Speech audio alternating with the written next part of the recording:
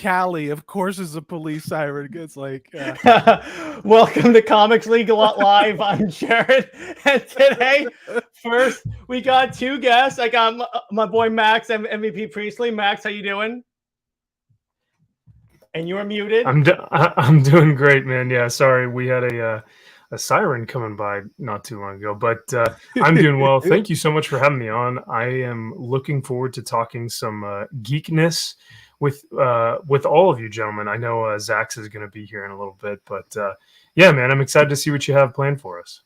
And we also have Salty Texas. Salty, well, welcome to Comics League.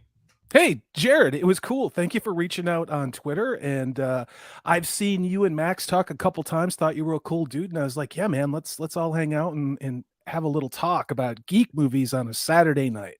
Absolutely. There's no better way to spend a Saturday. So the agenda for today is we're going to talk about a couple of news things that I happened to come across today. And then we'll get to the main event.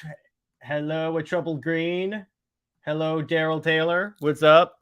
So the news that I really wanted to talk to, and those of you that have watched the channel for a long time know that I'm a huge fan of Zack Snyder, of course. And so recently, the Discovery merger finally went through. So, and that affects everything from CNN to anything associated with Warner Brothers. So, what do you guys think about now? First off, CNN will be held accountable for news, and now we actually have a good indication of if Zack Snyder will be allowed to make more movies. We discussed a little bit of this on the Comics Aficionados this morning over on Wes's channel, and essentially this Discovery merger could be something great for the Justice League fans, the Snyder fans. However, with the recent news of Ezra Miller and Amber Heard, I don't know right now they still have a job, but who knows in the next week or month. So I'm really interested to see how this merger, how they merge DC Comics into Warner Brothers and into this whole business plan, and if that even includes comic books, you know what I mean? Because they could just forget comic books altogether and just worry about the film. It still does, I think, because I think it was like anything like owned by Warner Brothers, which was DC. Okay. So yeah, as far as the films go, then I would love to see a continuation, but it all really just kind of depends on if they are willing to put their money on some of these actors to either bring them back, like Ben Affleck, or get them out of jail, like this would be a great time for them to introduce Wally West. I'm just saying. And the Flash, the actor who plays the Flash on the WB show, I think he would actually be a really good Wally West, better than Barry Allen, in my opinion. Because he's actually Wally West in the show. Well, the other part too is he's not really choking people out and threatening to kill them in their hotel rooms. Yeah, like that's Ezra true. Miller. I mean, very true. I mean, at this point, I would take Elmer Fudd playing the Flash as opposed to Ezra Miller. He seems a lot more stable. Yeah, that's true. But yeah, so Max, what I meant is that Grant Gustin is playing Barry Allen, but the Barry Allen that they're using is pretty much Wally West. Oh, okay, that makes a little bit more sense, I guess, because he doesn't even look like Barry Allen. Right, I was going to say, but then again, Ezra Miller doesn't really look like Barry Allen at all. So, well, actually, I was about to say, I'm like, that's true. Yeah. So, but yeah, he looks like a young Madonna with all that eye makeup and the dresses. He does. Madonna actually did appear in, I'm going to keep it PG, in Penthouse magazine back in 1984 when her career first took off. And everyone go ahead and Google that. I'll pretend that you're listening. But he looks surprisingly like her, in not in a good way, and not in a I'm a confused way, in more like this is confusing way. Oh, wow. He looks kind of like Robert Pattinson in the Batman because Pattinson was putting on the eye makeup for the cowl. Yeah, he looks like Robert Pattinson's sister. Let's Just that's what I think. But Yeah. So, and one of the things I definitely want to talk about is as this applies to DC Comics, and those of you that know me know I'm a huge DC fan, way more than Marvel. But and we all know that DC hasn't exactly been throwing out some quality product recently. So what I wanted to ask you guys about, if you think this new leadership will actually hold DC's feet to the fire and saying, like, actually publish quality books. That was kind of my fears as well, Jared, because like what happens when these, at least from what I can tell, is when these huge mergers happen, is they look at what is our biggest source of revenue. So like if Sony ever merged with Marvel or whatever, Marvel would obviously start saying, well, it's time to start making Spider-Man movies, as many Spider-Man movies as we can, because that's where the money is going to be. So with this Discovery merger, I'm afraid that when they get a hold of all these properties, they're going to say, well, the comics aren't giving us any money here. Yeah. So we just need to start focusing on the films. And they're going to totally neglect the comic books. In my opinion, and this is, I'd love to hear your guys as well. If the new merger, if the, Discovery head honchos start saying, hey, we've got something cool here that no one else does. We have marketing through comic books, and we can have the movies directly reflect what is going on in the comics. So if you pick up a comic, the next day you can go and watch a movie that has that same character, and they can market that way. That would be my ultimate hope. That's crazy talk. Yeah. That's crazy talk. That's crazy. What are you talking about, Max? Why would anybody do that? I want to have 36 different variants, all based on sexuality, race, gender, and some that have no resemblance to the movies that make billions of dollars. It's so successful. I don't know. I don't know where because that all works so well. Where in the midst of the MCU, they did the whole all new, all different when they replaced all the characters. Yeah, I'm being sarcastic. And just to be clear, I'm fine with having diverse characters and everything, but I don't like the way DC has been doing it, because they're doing it purely as like a marketing ploy, because they don't think their characters will sell. Because actually, according to Dan Slott in one of his many wonderful tweets, he said that, well, they have to like swap all these characters because otherwise these characters won't get attention. And I'm like, well, that's not true. You had Jessica Cruz, Green Lantern, and I believe Max knows how much of a Jessica Cruz fan I am. Yeah, absolutely, man. And you actually kind of, because I remember reading her when she first came out, and I just said, you know what, maybe she's not for me. But after listening to your explanation and hearing how passionate you are, it really gives me new, a new look at the character. Because initially I just kind of said, it's fine. But yeah, man. So I appreciate your take on that, which is why I think. Yeah, which is why I think it's so great to be in these spaces that aren't echo chambers, because I would never have gone back and read more Jessica Cruz Green Lantern stuff without you saying, "Hey, Max, I think you should really read this." But yeah, I mean, we're looking at the most He's also recent. Really good. Simon Baz is the other one that's like really dope.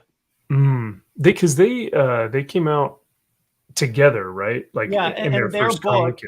There were two Green Lantern books in Rebirth. There was Hal Jordan, the Green Lantern Corps, and then the Green Lantern's book was her and Baz. And what was cool about it is they were partners. And what Hal did to encourage them to be teammates is that he split their lantern in half, to the point where in order to charge their rings, they both have to be together and say the oath in sync. That's pretty cool. Yeah, I'm like, what they did is they made these characters. Well, here's the thing. My problem with having like 8 Earth Green Lanterns is that eventually to the point that they start they start acting exactly like the other one. But what they did with like Cruz and Baz is that they were unique. Cruz is afraid and such. Well, you guys, both of you guys, as well as Gray from Wakazishi's Tea House, you guys got me really fired up with your comic, walkthroughs with your your comic cams, with some of your enthusiasm for Max. I almost walked out with $300 worth of Punisher Max comics today, and cooler heads prevailed, because while I can do that, I should not to do that. But they had Punisher War Journal too, and they were affordable, relatively affordable. But I was Jim Lee's War Journal right there. Yeah, I mean, they had all the floppies, man, and they were looking really good today.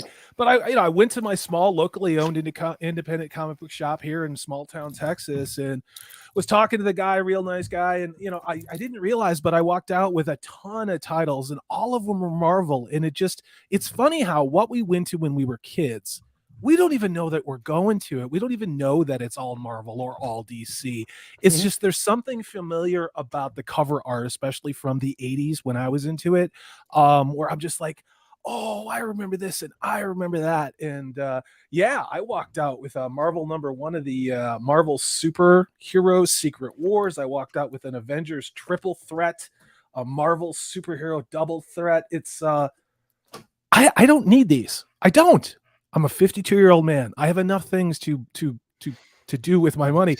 But it was just really kind of nice to go in and again, support your small independent bookstores, and especially these comic book shops. Just go in there, drop $20, $30, make a friend, talk some nerdy stuff, because that's the only way that these places stay alive.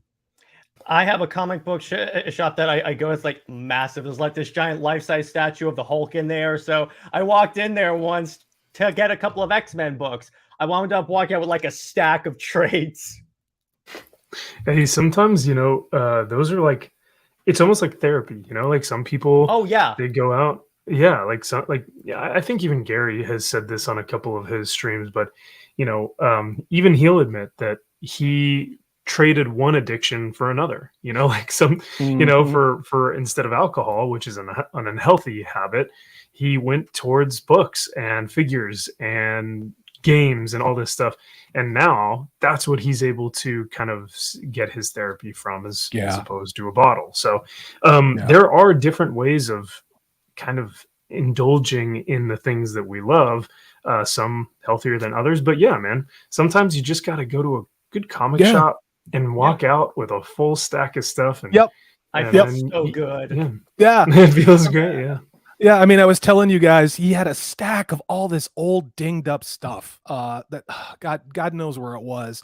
And I was like, what do you want for these? Because they're not priced. And he rolled his eyes. He's like, just put them on the counter. He's like, I'll charge you like 50 cents a book. And I mean, I got some freaking great X-Men titles and stuff. He's like, I just don't want to put any more stock in. And they're not graded out well enough. But yeah, this is a guy he's got a lot of #1s. He's almost got a full Spider-Man complete. He's almost got a full Punisher complete. And I mean, it's just great to go and talk with somebody else about their passions. And like I said, I haven't really bought a comic book other than graphic novels, like omnibuses, in 30 years, and it was just cool to pick up some freaking floppies, man. Yeah, that's with awesome, me. Dude. And I started off collecting trades because when I first got into comics, I wanted the complete story so I can get an idea of what I wanted to go through. Plus, it was a good way for me to figure out what characters I liked, what teams I liked. So I recently started doing floppies, and it's actually a nice little thing. I actually got, for my other art wall, I have frames that I can put comic books in, so I'm gonna start hanging comic books from my wall. Let me shout out some people. Hello, Purple Valkyrie. Thanks for hanging out with us tonight. And who else do we got here? And I want to say hello to a Troubled Green. She and Lady Gravemaster had a 3-hour marathon session today talking about multiple different fantasy books. And Alasia, thanks for shouting me out about Wheel of Time. But you guys were schooling me on what was going on with the intersectional infiltration of fantasy. It's like, it was really awesome to hear these two strong, independent women defending good characters, stories, especially male characters. It was fascinating to just sit and watch that stream. To hail to you, Alasia. Dude, thank you for shouting her out. She has a great channel as well. If Jared, if we are some of the comic guys, like Alasia is definitely the fantasy novel aficionado of like the group. You know, she definitely knows what she's speaking like of when she's in these live streams, what she's talking about, and I she says it know. with so much. Oh yeah, and because I think she's been on my show too every now and then, but yeah, she speaks with such passion and tenacity that you want to listen, more Yeah. because of her wisdom. It's great. And she'll hit you. And she's Irish. And she will hit you. If She will. Same. I respect that. I really do. Right. Same with Lady Gravemaster. Lady Gravemaster and I are both prior Marines. So, well, Oh yeah. once a Marine, always a Marine. But you know what I mean. So, Jared, I know we don't have Zaxx here.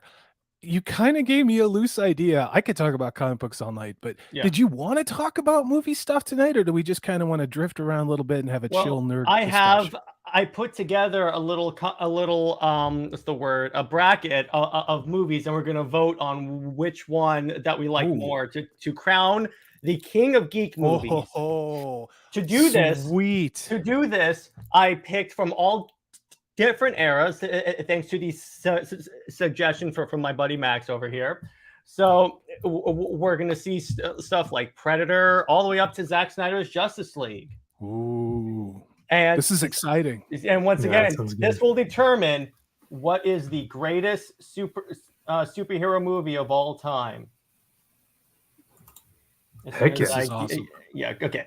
So before we do that, just a heads up. Yeah, just a heads up in chat, Zaxx says he's almost ready, so we should probably vamp a little bit. So he'll probably, whenever he's free, the Canadian Elvis will join us eventually. All right. So let's see here. Okay. Let me get the thing. All right. So the bracket's all ready. Just real quick. Salty, since it's the first time on your channel, I'm going to ask you a question I normally ask all my guests. DC or Marvel, which one's better? Well, considering I have a stack of 40 Marvel comics sitting next to me, better, you need to put an asterisk by and define what better is. And no, I'm not pulling a Bill Clinton. I'm coming maybe from a different generation, which isn't like, I know you young whippersnappers with your DC. No, that's not it. It's just I really associate a lot of the 80s Marvel artwork that just immediately draws my eye, because that's what I used to collect. And that's cool. I love Batman. Don't get me wrong. I mean, I remember when the Dark Knight Returns, the Killing Joke, all of those things came out. They were fan-damn-tastic, and I saved money from my multiple odd jobs to buy them as graphic novels. And but for just I don't know, I've always loved Captain America. It's always kind of been my jam. Oh yeah, America. He's the classic. He's the classic American hero. I mean, he stands for everything noble, honorable, good. Yeah. That's kind of been. Say again. Except for recently. Right. Yeah. That's the thing, is it's kind of been almost perverted in a way within and that's skewed, I guess. Yeah. Yeah. That's the word. More so within the past few years, and they gave him to Ta-Nehisi Coates, which we all know absolutely loves America. Yeah, especially our first responders. Yeah. And what's funny is so I started reading. I read like a couple of volumes of it just to see. Okay, you know what? Let me at least try his Captain America run, and then see if I can if there's anything in here that I can enjoy. And then I like the whole line where he has Captain America say, how can I call myself Captain America if I'm constantly going against the US government? So I was cool with that up until I read, but when I read further, I'm like, okay, you know what? I'm out. And then I stopped. Like what made me take like a year-long break from Marvel is in Secret Empire, where they made him a Hydra agent. I was like, oh, no, I'm done. See you later. Yeah, I think that was Nick Spencer. I was like, no. Definitely an odd choice. I know that creators and writers are try to tend to rock the boat a little bit and try and make the character a bit different, that like no one's ever seen Cap like this before, but you always have to keep the core of the character the same, while you can, in my opinion, while changing the atmosphere around him as that character changes, or at least fluctuates with it. But then always comes back to who he is, or she is. We just didn't get that with the previous Cap series, especially because we also. Oh, go ahead. Sorry. I was on a really good stream the other day, and we were talking about The Last Jedi, that wonderful film, and so someone was arguing about the Luke Skywalker depiction on there, and he said that, well, aren't characters supposed to change and all that? Because he was very critical of Man of Steel and the idea that Superman was different than the way he was in the comics and all that. And then he talked about how, with Luke Skywalker, and I said the difference between Luke Skywalker and Superman is, first off, how many versions of Superman have there been in his 70 years of publication? Many, right? So there's only been relatively one version of Luke Skywalker. And the thing, going back to what you were saying, Max, is that when you can change a character, but the problem is that when you change them so radically that they stop being that character. Well, there's another problem too, and I'm not playing the gotcha game, is that there might have been several dozen books written about Star Wars that, maybe really a lot of people who were really Star Wars fans read, but it was almost like there was a universe that was expanded on all of these characters, and the Empire and the Force and Luke and Leia and Han's children and all of those characters. So maybe when people who are true Star Wars fans see what they did, in air quotes, changing Luke Skywalker, there's more than just some type of istophobic label behind it, but you could also say that about the people who didn't. Oh, here we go. I'm going to sound like myself. That you could also say that about the people who rejected Halo, Wheel of Time, and I can guarantee you when the Lord of the Rings, the Rings of Power come out. All right. So the thing is, I actually enjoy Halo. Now, here's why. When you accept Wait a minute. I'm on the wrong channel. I'll see you guys later. Bye. Because here's the reason why. There goes Salty. Now, I have problems with Halo. Don't get me wrong. Like, keep your helmet on. But it's the point that once you accept that it's an Elseworld story for Halo, the slight variations from canon I can understand. But my issue is like they made Miranda Keyes a scientist instead of a naval captain, and I'm like, what? Why? I get you want to separate it from the games, but why change it? We need more women in STEM. That's literally the thinking at the corporate level. This is nothing more than an Excel spreadsheet. It's not. We have to have this represented because this is an underrepresented blah, blah, blah. That's all this is. The people who wrote this show were given all of the notes they needed to hit. I guarantee you that. That's why our stories suck today. It's all formulated either through an algorithm or some focus group of, a coven of intersectional gender studies majors who say we need to have this messaging out there. And the story comes last in all of this. That's my take on it, at least. That's the issue. Hey, Zaxx, what's up? Hey, how's it going, guys? Doing pretty well. So, what's up, dude? We are talking about Halo and all of the times when corporations like to improve on the IP in the interest of making a TV show. Yeah, right. And I'm sorry, Zaxx. I wouldn't have asked you to come on with me. Jared likes Halo, so I don't know how long it'll last. I have my problems with it, like the fact that where's the action? I've only watched the first episode, so a little bit of the second one, but not the full picture yet. I will watch all of it at some point, though. The thing is that if it builds, it looks like it's building up to something cool. So it's I'm waiting to see if they stick to landing, which they probably won't because I've been disappointed too many times. I need to give a Elijah warning. We've triggered a troubled green. She says, "No, we don't," in capitalized with not 3 exclamation points, but 4. So you guys duck and cover. It's only going to get weirder from here. Perfect. All right. See, initially I thought 3 exclamation points or marks. We're doing Yeah. all right, but the fourth, Yeah. that's when you Yeah. know. Fourth Oh, is yeah. when it's like, oh, Oh, yeah. no, it's about to hit Yeah. the fan. Yeah. Yeah. All right, so now let's get to our tournament. So the way this is going to work is I've created a bracket system that has geek movies from Predator all the way up to more recent movies like Zack Snyder's Justice League. And we are going to vote on which ones we think are better. Cool. Okay. So let me share my screen and we can get started. I'm here to keep you lads on your toes, according to relation. Max, has your camera crapped out yet? Just once. It did. Did it? Yeah, just a second All right. ago. He should have drank, but he didn't. That's why I asked, Well- because this is my second quart of homemade lemonade, and I'm gonna get super hydrated so I can have bourbon later. So Ooh. Yeah, see, All right. I'm tonight I'm just rocking I'm trying to hydrate as well, so I've just got the gallon of water. All right. Yeah. The first movie, Iron Man versus Batman v Superman. Oh, Ooh, this isn't Now- even a contest. I'm sorry, Yeah. at least in my opinion. Yeah. Sorry, I'll I let you agree. go, All right, Jared. so we'll go down the list in order. I'm arguing for Batman versus Superman. Now, I'm shocked. I know. Now, here's the thing.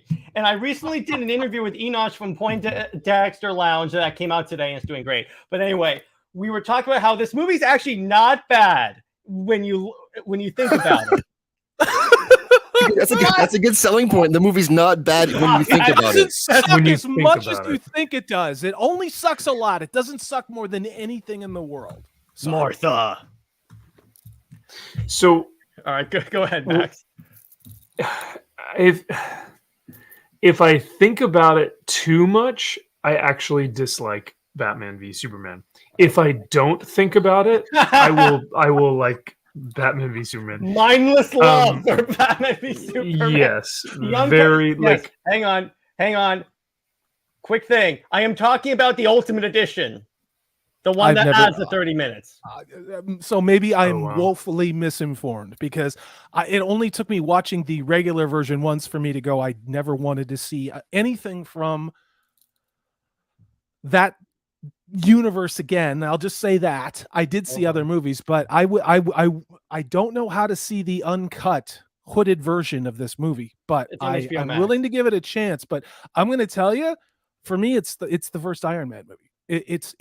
You can do as much tap dancing as you want, and I respect you, brother. I really do. I mean, like there's stuff that I like that people are going to call me all kinds of very accurate names for, but in this case, I got to go Iron Man all the way. What about you? Yeah, You Zaxx. I'm sorry, Max. Go ahead. Yeah, I was sorry. I didn't actually give my initial thoughts or my actual choice. By the way, great to see you, Joe. Hope you're having a great weekend. But so yeah, I'm gonna give this to Iron Man. I don't think it's a contest, unfortunately. Not only the significance of the Iron Man film of really kind of kick-starting what we know now as the MCU, which at the time was just unheard of. No one thought that they would be able to make a superhero movie and have it be for everyone. So that alone is a feat in itself, and plus the film still holds up to this day. It is a perfect envisionment of show don't tell. You know, when Tony Stark have convinced me. I changed my vote. Oh wow. I'm because honored. here's the Okay. thing, and my dad and I recently watched all the Marvel movies from Iron Man to Endgame, and when I watched the first scene where he suits up with the whole crane and everything, and I'm like, geez, this movie could have been made now. Yeah. Except Tony Stark would have been a woman. Oh yeah, that's true. Well, he would have been Riri. So there you go. Yeah, now they're gonna do Riri Williams. So will, you know what? I'll if they do a Riri Williams movie, I'll most likely choose Batman v Superman if we ever come back to. All right, this there you one. go. But Yeah. But as of now, I'm gonna give my vote to Iron Man. All right, Zaxx. How about you, Iron Man? So I think this is kind of like when I don't know if you guys know hockey, but up here what we do is there's always like parents versus the kids game, and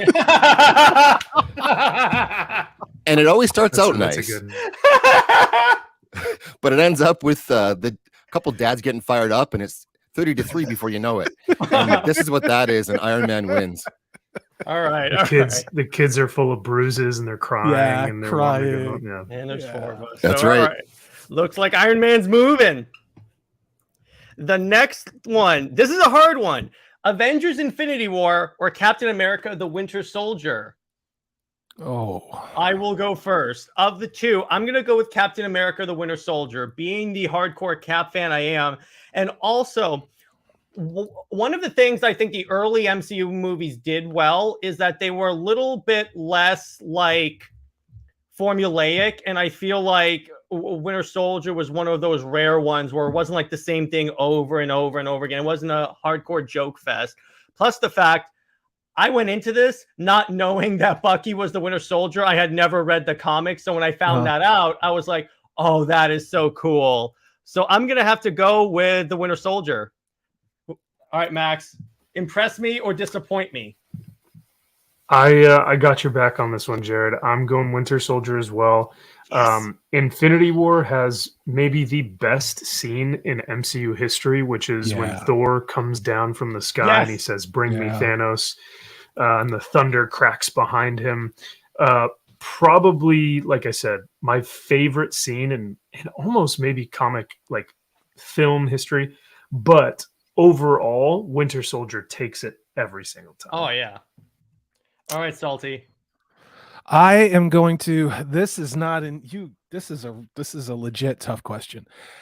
I am going to diverge from you guys. I'm going to go with Infinity War, and the reason for that is I just rewatched Infinity War followed by Endgame because I wanted to do a side-by-side comparison. Because I still remember walking out of Endgame in the theater, having seen Cap say "Avengers Assemble" after really getting his ass handed to him. But for me, it's Infinity War. Part of it is what Max just said. But it was really the culmination of so many characters that we saw through so many movies that were meeting for the first time. And I don't know. For me, it's Infinity War. And this is a tough question. A fun story. So when we got to this, my dad turns to me after Infinity War and everyone gets snapped and dusted and then just ends. My dad turns to me and he goes, "Man, walking out of that theater must have been like a really quiet experience." Well, that was the hard part, and I re-experienced it that moment when you were looking around wondering what Avengers are going to be dusted.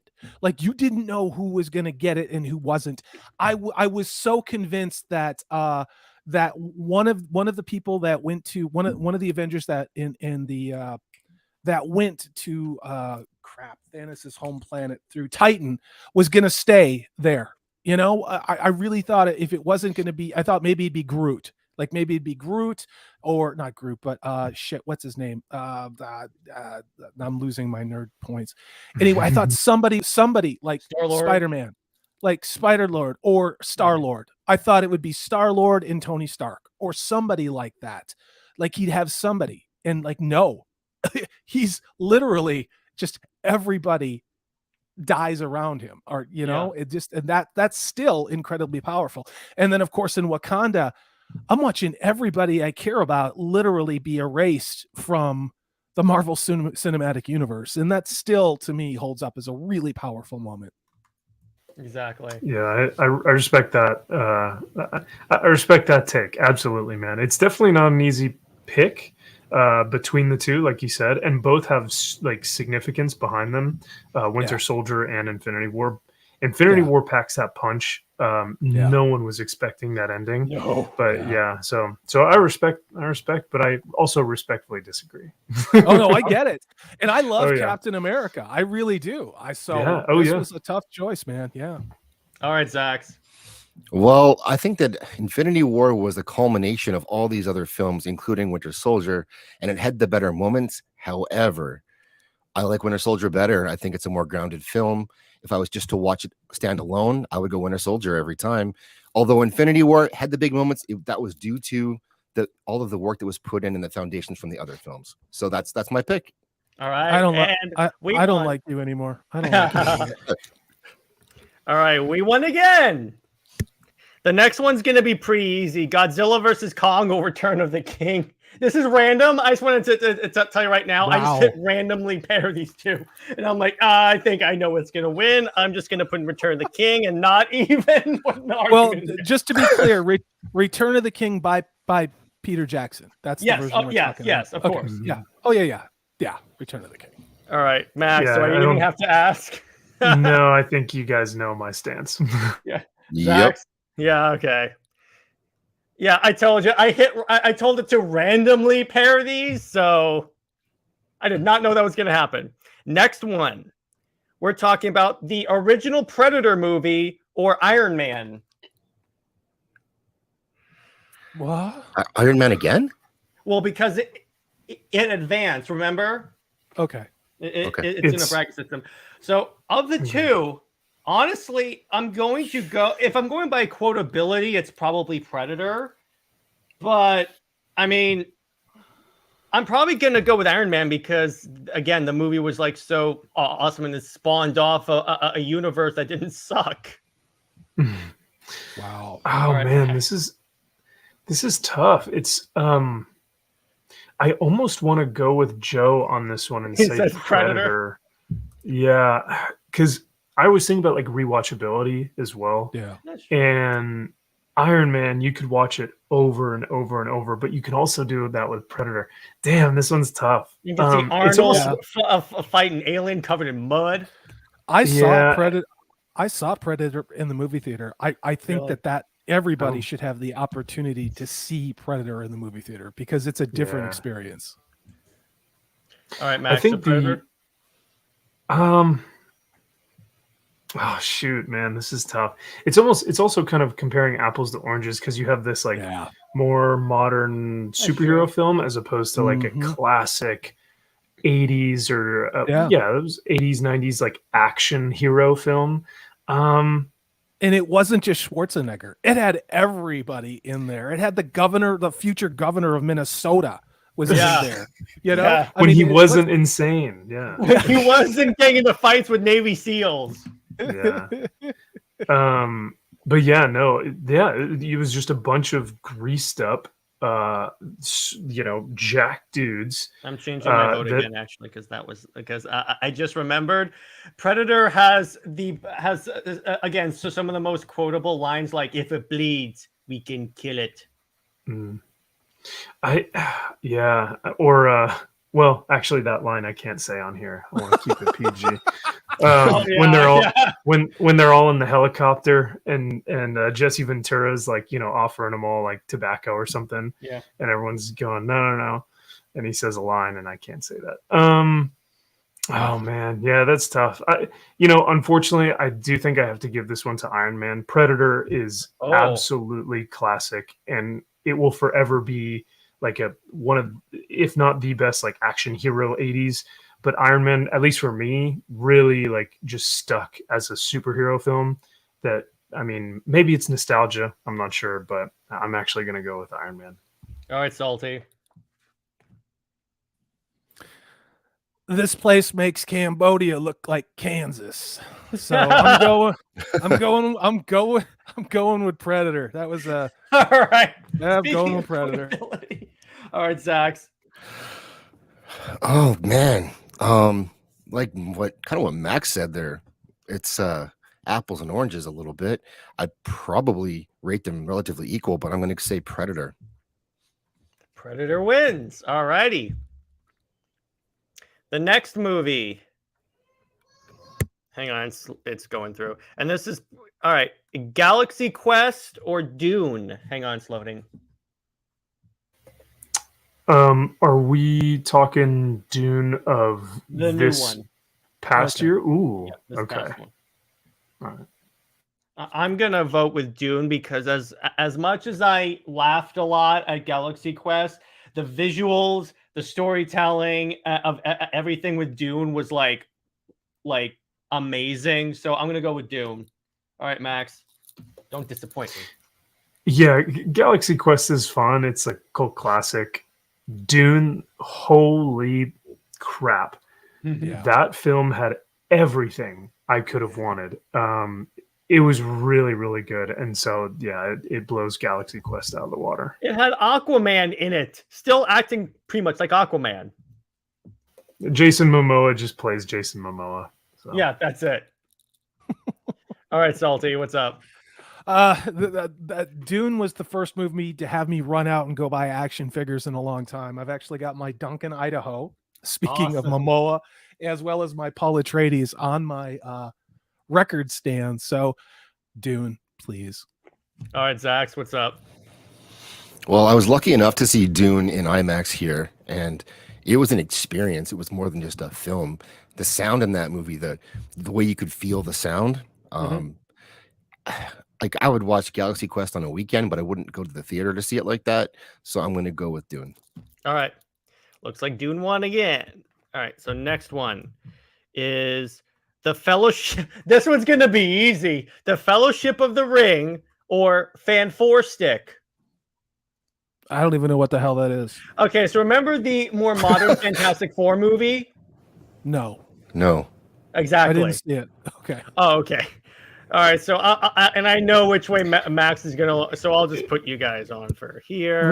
Wait. I well, Michael B. Jordan as the Human Human Torch. Torch. He's great. I don't know what you guys are talking about. No, of course, Fellowship on this one. Yeah. Was that the like Jessica Alba one? No, seen this no, it was the other one. It was the Kate Mara one. All right. Because those are actually not that bad. All right. Oh, this one should be pretty easy. Zack Snyder's Justice League or Power Rangers, the classic one.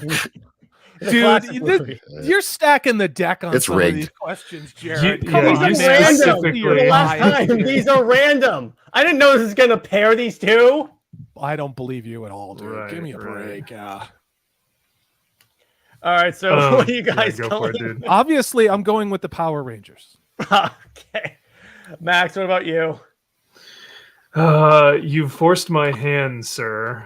And I will say Zack Snyder's Justice League. You know what? If it were Joss Whedon's Justice League, I would have picked Power Rangers. I would pick Yeah, Power and Rangers. Yeah. And I Yeah. didn't even watch the Power Rangers film, and I still would have chosen that one. I'm just like, yeah, because let me put it this way. I'd rather watch, let me see, Godzilla versus Kong than Justice League. I'd rather Jared- watch Mm. the Jared, worst. you go ahead. you can put my vote for Zack Snyder's. I was kidding on Power Thank Rangers. you. I actually think they're an abomination, but that's just me. Sorry. My mouse was actually hovering off the removed from stream button if you voted against Zack Snyder's Justice League. Just saying. That's okay. All right, Zax. Justice League. Thank you. Yeah, that was easy. All right. Again, this is random. Aliens or Captain the Winter Soldier? Oh, wow. Because both are fantastic. And That's Yeah, easy both for are- me, but I'm old. Ooh. all right, you know what? Um, This time, Max, I think I'll start with you. Can we start with Salty first, actually? Because I want Alright, to. Salty. I know what he's gonna I pick. know what he's but going for Oh, too. yeah. Yeah. I'm wondering if this will sway me to also choose that or not. So, I mean, I saw Aliens in the theater back in '86 when it came out. It was a mind-blowing experience then. I can put that movie on now, and I am just as terrified and freaked out. What is it? 30 years, 40 years later. I have a lot of respect for anything that has Captain America, and I really do. But the timelessness of Aliens has been proven, and it's Yes. Aliens 100%. And what's up, Gray? Hey, Gray, what's going on, man? Thanks for Hey, being here. Gray. Hail. Joe, I'm just gonna quote Joe because he says it better, but he says aliens, but I don't like this, and that's kind of how I feel. I didn't have a choice in how these lined up, I know, except for this Justice League one, maybe. except for the Justice. But, No, I literally did not. I was like, okay, well, that's easy. So, yeah, like you said, Salty, the longevity of aliens and just the cultural significance of aliens, Yeah. dude, it is just so well done. It's almost a perfect film. It's game you over, know? man. Agreed. Game over. Agreed. Yeah. All of those characters have become icons, really. Yeah. Whether it's Vasquez or Hicks, Ripley, Newt, we can all rattle off multiple series of dialogue from that movie, you know? Yeah. So though I do not, though I don't like to say it, I have to acknowledge the superior of the two, which is absolutely Aliens in this case. So all right, Zaxx, is it Aliens? It's like Sophie's Choice over here. All right. I'm gonna say this is a tough one, but I love Winter Soldier. However, now I remember Falcon and the Winter Soldier, and that was really bad. Yeah. But it shouldn't impact that movie. But I'm gonna go Aliens because it's imprinted on my soul. It's another level for me. So Aliens. And if I have to pick between these two, I'm gonna pick Aliens as well, because I had a friend who before I'd even seen these movies, he goes, Jared, you got to come over to my house and we watched every single Aliens movie, and the drive home was super scary. So I always have that experience in my head. So Jared, when you say every single Aliens movie, much like Joe Corello says in the chat, you mean both of them, right? Like the first one and then Aliens. Totally. I just want to make sure we're talking about the same thing over here, dude. Okay, all right. Totally. I suffered through 3 and 4, but all right. Here's a good one, and I hope Max gets back for this one. Serenity or Thomas Jane's The Punisher? Ooh. Now, Salty, I'll start with you because Max is not here. Whoa. This was a good one. I'm going to let Zaxx go first. Zaxx hasn't gone first before. All right, Zaxx. Take my love, take my land, take me where I cannot stand. All right. Serenity for me. All right. So yeah. No, Serenity, I mean, I wasn't the biggest fan. I had a lot of respect for Serenity, but I wasn't a diehard fan of it. And that's why I struggle with this. But considering the movie and a lot of it is the infectious passion of those who loved Serenity, I'm going to go with Serenity. And I'll go next, bro. Let me put it this way. I'm sad that this pairing had to happen, but I'm going to go Serenity too, because I remember Serenity got me into the Firefly TV show. So I started that and it's like, okay, I'll do more of this. All right, Max, I'm sorry I had to line up like this. I know that Serenity is already going to win, so I'm actually going to vote for The Punisher because I think it deserves a vote, and it's not a great movie. However, it also did give us the Punisher skull that we see on literally every piece of military gear, every riot, every single comic book. That movie was the definitive Punisher skull that we have seen throughout, the early aughts and now the teens and the 20s. So, it's for sure a very classic skull. So I'll give it a vote.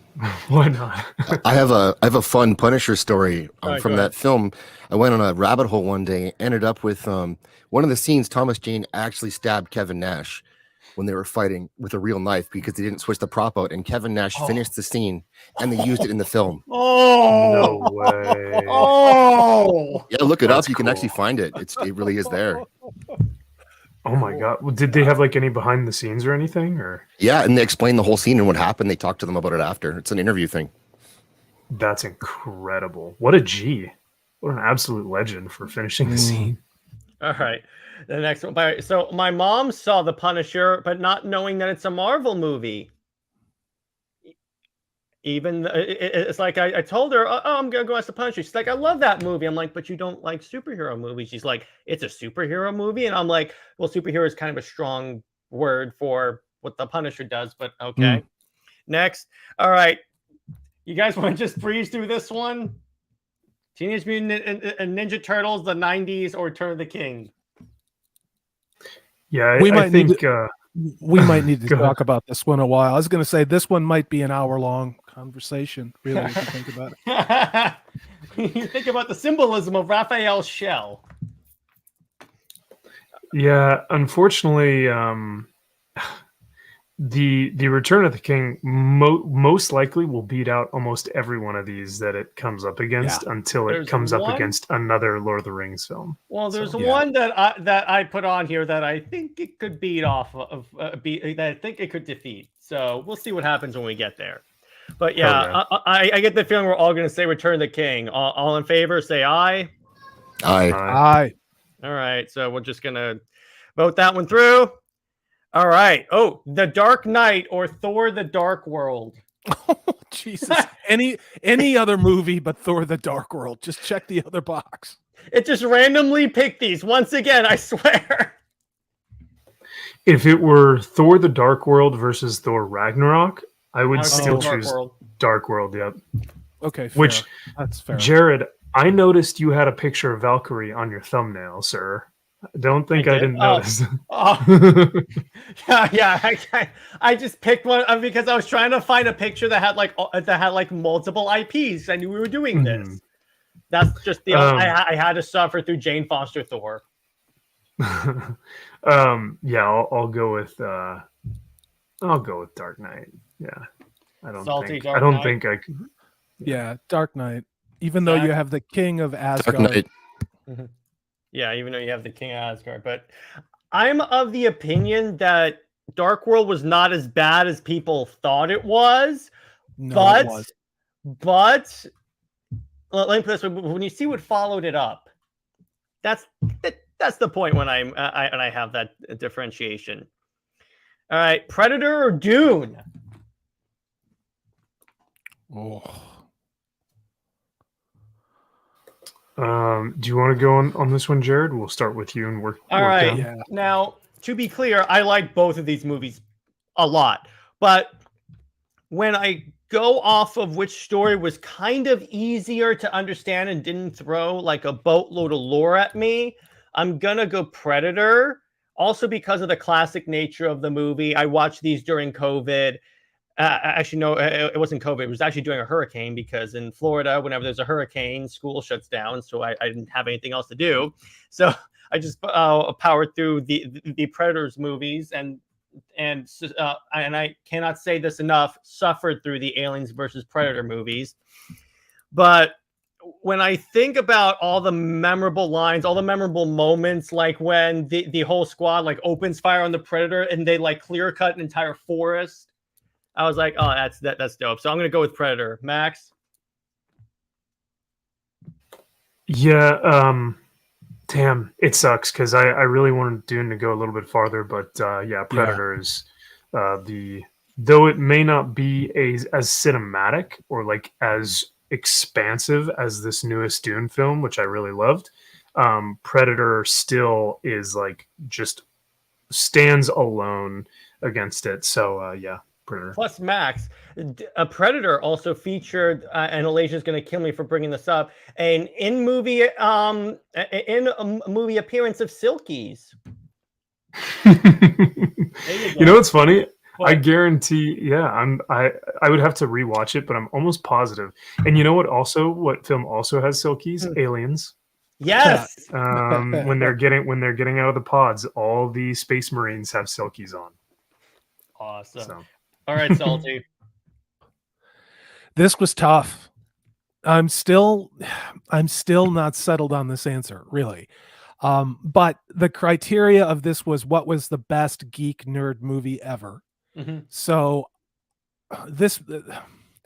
whenever you put an 80s movie up, it's almost like an unfair advantage because of its ability to culturally permeate across decades in multiple generations. I think Dune, if they don't screw the pooch on the second movie, has a really good chance of entering in that same type of rarefied air as Predator does. And I also think potentially the MCU, again, if they don't destroy it. But damn it. I gotta go with Predator. I do. All right, Zaxx. Yeah, I love Dune. One of my favorite movies in the last couple of years. But Predator, like what Salty said, it holds more for us culturally. So Predator. But and even though Denis Villeneuve is Canadian, and I should vote for Dune just based on that, but Yeah. I'm going to go Predator. All right. And to be fair, the cool thing about Dune is I think it has lasting power. Because like you said, Salty, Yeah. if Dune comes back with a sequel within the next few years and it just adds on to what we previously saw, Yes. Dune could be our version of a culturally epic Exactly. nerd film. So Exactly. yeah. So it has power, but as of right now, as a standalone, we still gotta Yeah. wait. All Yeah. right. Now the next one, again, this is completely random. I am not in charge of picking this. What did you do? The, What did you do? The Fellowship of the Ring or Zack Snyder's Justice League. Well, I'm That's- just gonna Dude, we know how drop this here. is gonna go. yeah. All right. Now, I will say that this was placing the DC heroes in a Lord of the Rings like scenario. So I'm not really like. So at that point, it becomes, do I like Fantasy Knights more or the Justice League? I got to go with the Justice League. I know this is probably going to be where the Snyder Cut gets eliminated, but I will die on this hill. Max?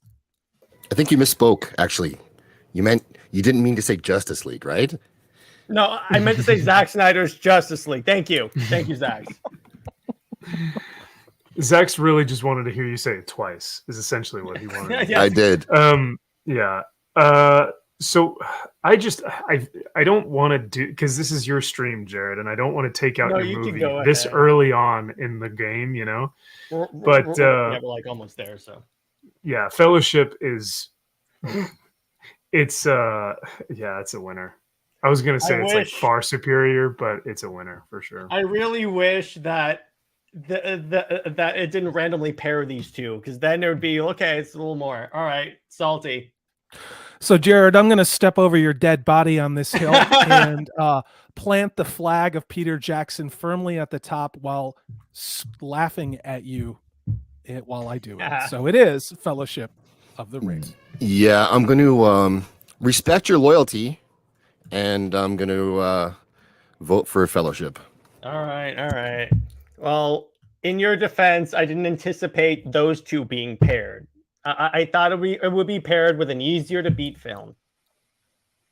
No, that's fair. I thought Zack Snyder's Justice League was probably gonna last a bit longer, but that's all right. All right. It had a good run. Aliens. Jared, go ahead, Jared, Salty.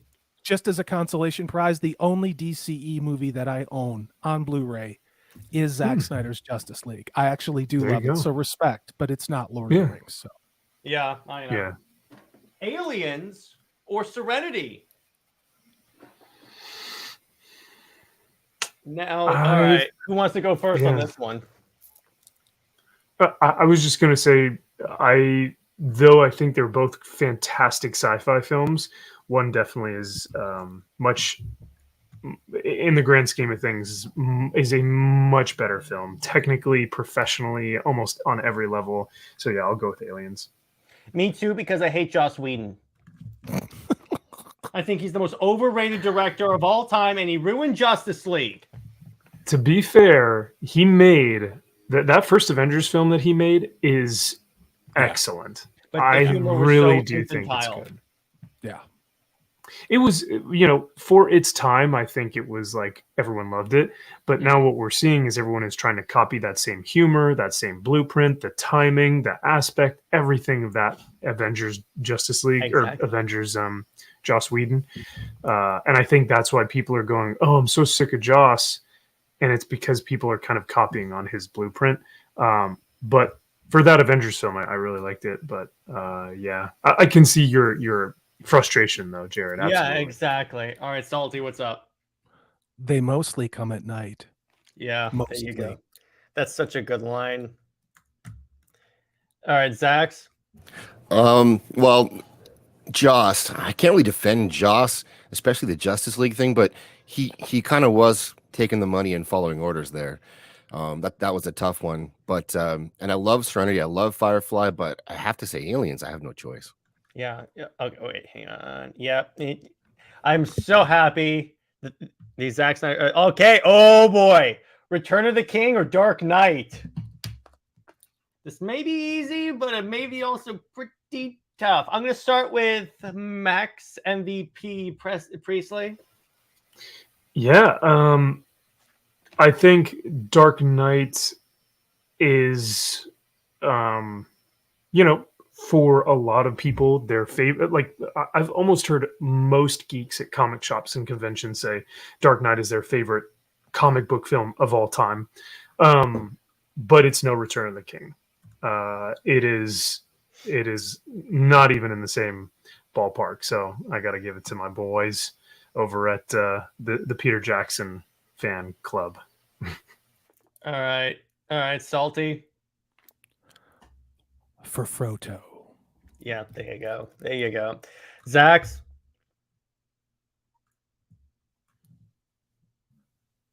Oh, sorry, I was muted. Return of the King. Sorry. Yeah. All right. And if I have to pick between the two, yeah, I agree. Return of the King, because I have so many fond memories of seeing that movie in theaters. Everyone cheering when they charged. I was like, okay, yeah, that's it. All right. Max, what did you wait a minute, Max? What did you do? Alasia's really upset with you in chat. I think she was worried that I was going to choose Dark Knight because I started to kind of weave my way in and out. But yeah, you gave don't the worry, most, Alasia. You gave the most non-committal answer, bro. Yeah.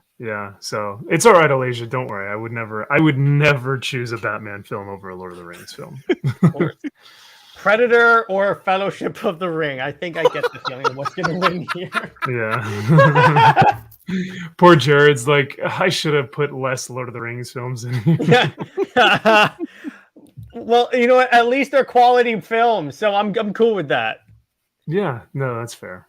All right. I guess the Fellowship of the Ring is going to win. All in favor, say aye. All in favor, aye. Aye. Hail. Yep. All right, Alien. The two movies turned out to be Lord of the Rings. All right, Aliens or Return of the King. Yeah, I mean, to be fair, Aliens has swept this whole run pretty well. Mm-hmm. Like, every time Aliens has been up against something, it has been a strong win. But when you also have to put it up against the best fantasy, it's almost like the best sci-fi series or the best fantasy series, you know? Yeah, that's true. Exactly. So, yeah, but I still have to go with Return of the King. Salty. It's Return of the King. God, tough. It's Return of the King, though. All right, Zaxx. Gondor calls for aid, and Rohan will answer. Return of the King. Now, for the final elimination, this is really interesting because now we got two Lord of the Rings movies in the listing. It has to save. We have, and we can start the conversation, Return of the King or Fellowship of the Ring. May I ask a question? Yes, you may. Because I'm an annoying prick. Is there a reason why you excluded the Two Towers? Just out of curiosity. Is it just because you wanted to put your two favorite Lord of the Rings movies in, or would it have thrown the brackets off to have three Lord of the Rings movie in this bad boy? Well, because there was three Lord of the Rings movie, let me put this way, every other movie would have been eliminated. So I figured I'll give everyone else a little bit of a chance here. No, that makes absolute sense. Thank you. Makes sense. Well, we're seeing the evidence here. Look at what happened. Yeah. All right. So for some reason, it won't let me pair these two. So we'll just vote and discuss it here. Which one is better? Lord of the Rings, The Fellowship of the Ring, or Return of the King? And Alasia is more toward my area. Yeah, Jared, you can go first on this one if you want, brother. All right. So to start off, my dad. Hey, Enosh, what's up? I just did it, and my interview with Enosh just dropped on Comics League. Check that out. Nice. But anyway, so okay, there are a couple of ways that I think about this, but I have to go with Return of the King because also the Fellowship of the Ring really screws with your mind. And what do I mean by that? So they spend a 3-hour movie, and he's not even close to Mordor. And are these the extended versions? Okay, I will count that whenever I include movies, because as a Zack Snyder fan, I know that the longer versions are normally the best movies. So better movies. And yes, Alasia is right. Those are the only versions of the movies that exist. Exactly. In No, the Snyderverse community, whenever we say we want to watch Batman versus Superman, we automatically assume you mean the Ultimate Edition. Go ahead, Max. I was just going to say, Purple, even if they weren't the extended editions, would you have chosen Fellowship of the Ring? Because now I'm I would've. curious. That's my pick. Oh, really? Really? The Interesting. Fellowship of the Okay. Ring. That's my pick. I now, Salty, I think I know why, and tell me if I'm wrong. We have the Balrog.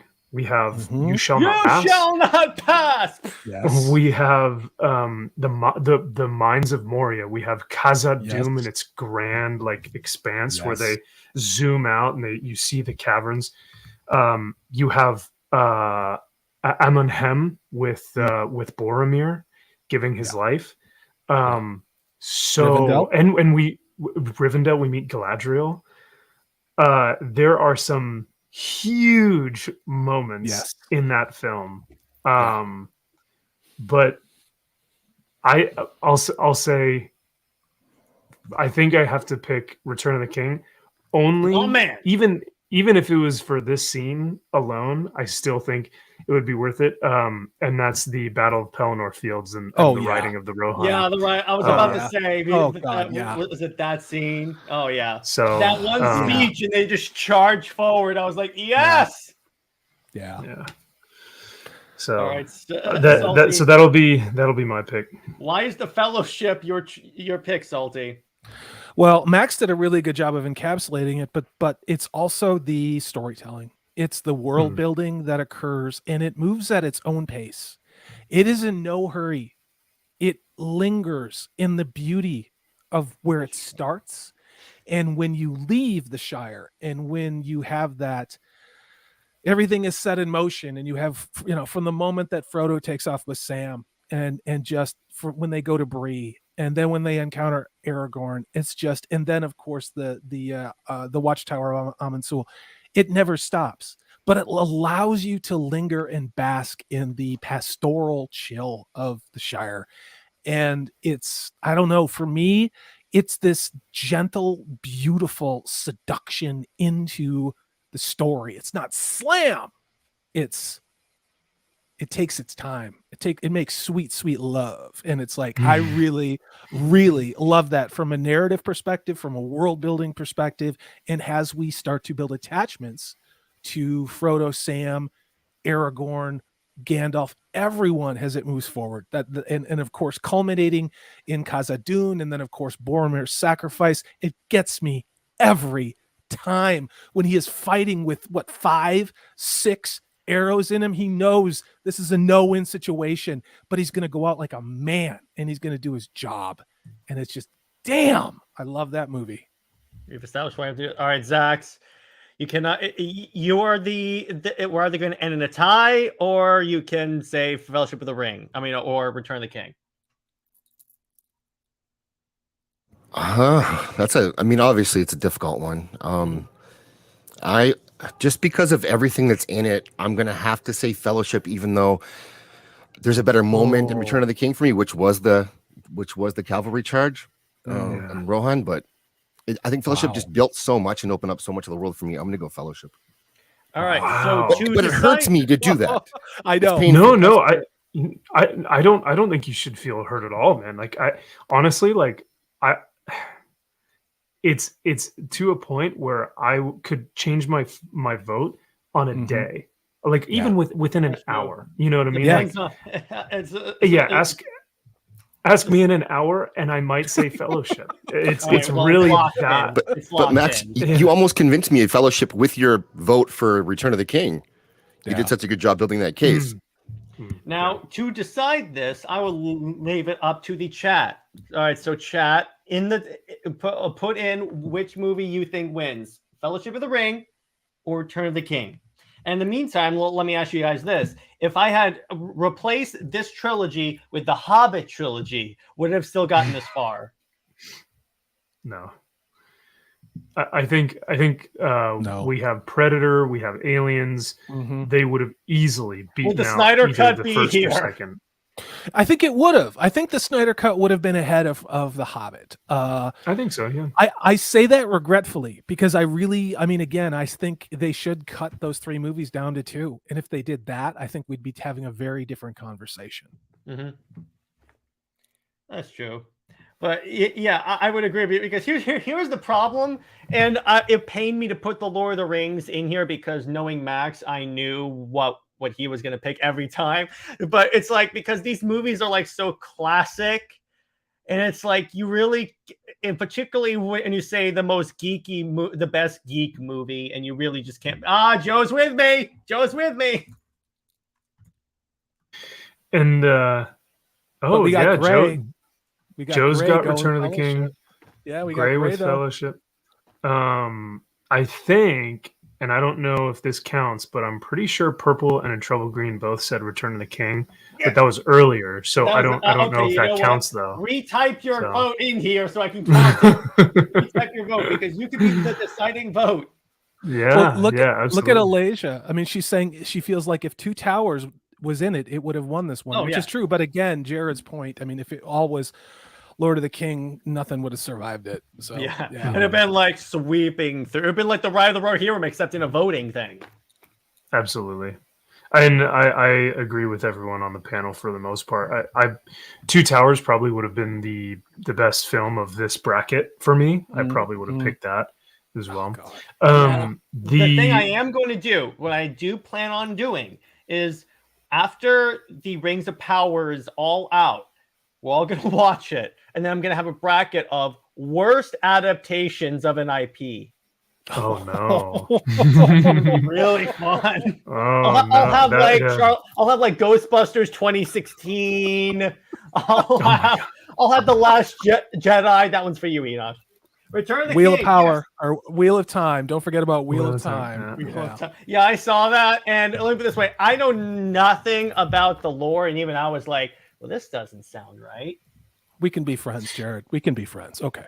Yeah. Okay. You could put the Fan 4 stick on there because yes, I would do that because that was terrible. Would be much better. I'll put Captain Marvel on there. I'll put what's another really terrible movie that I could put on there? The Eternals, Legends of Shang-Chi, Black Widow. I mean, I actually enjoyed Shang-Chi. Black Widow was okay up until the point they brought in Taskmaster. And then I was like, no. You know, to be fair, I think Eternals never really, even as a comic, Eternals was almost an afterthought for Jack Kirby. So I don't even know if that would be a large enough juxtaposition to say this was such a stray away from the source material. Now, obviously, it was. Oh, absolutely, it was. You know, it was just a mouthpiece for whatever the creators wanted to talk about. But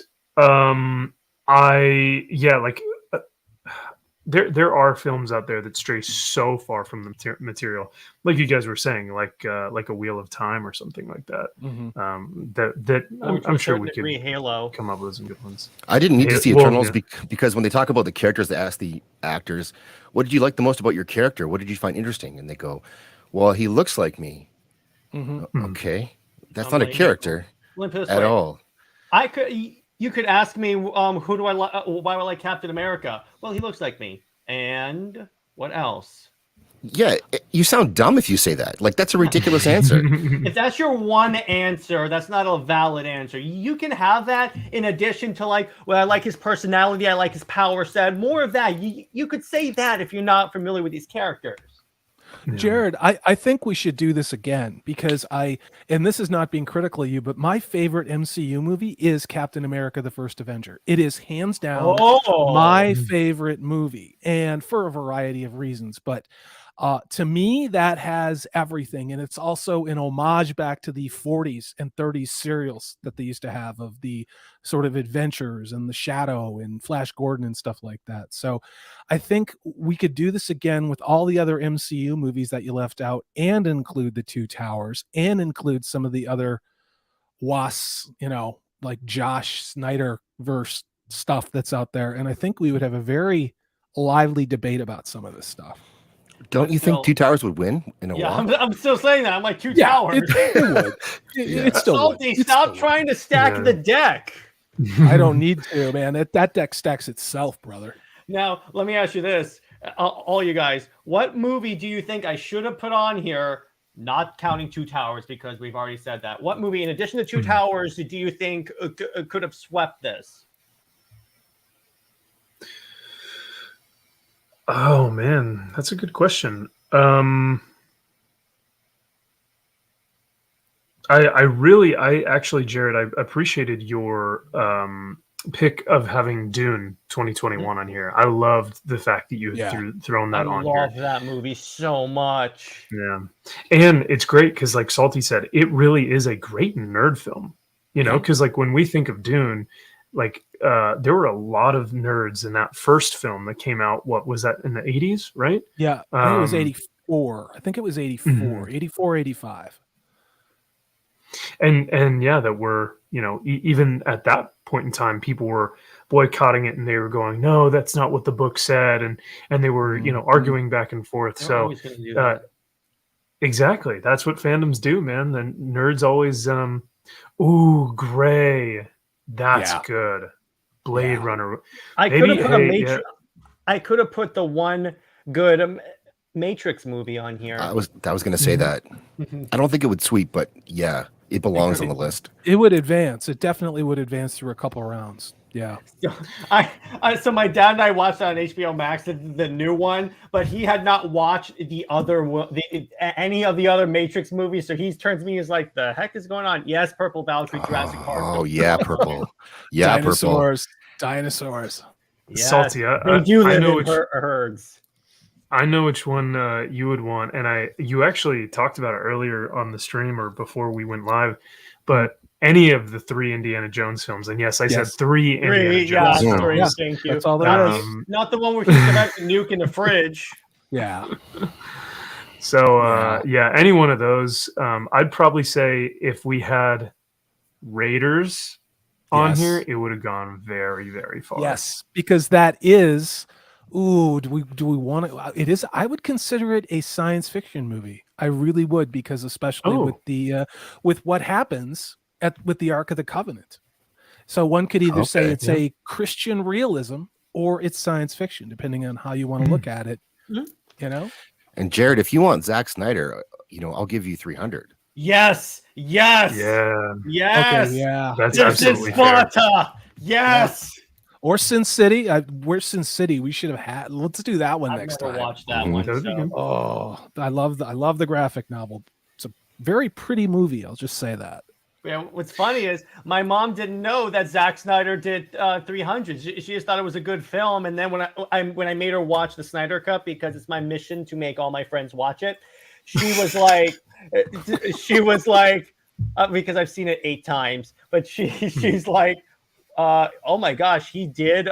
By Alasia, you haven't seen 300? You of all people. Oh no, the whole movie is Silkies. Just to let you know, it's Silkies and Spears. Oh wait, it's not just Silkies. It's like it's less than Silkies. I should have put this one on here. I will agree with you on that one. Con. That would be fun to do. Is take all of the science fiction franchises and take the most popular movies from them, like Star Wars, Star Trek, Aliens, Star Wars Episode 8, Episode 9. I said the good stuff. And throw them all out there and see who climbs to the top of that one. That would be fascinating. That would be awesome, yeah. And what we could also do is do the reverse of that, do the worst ones.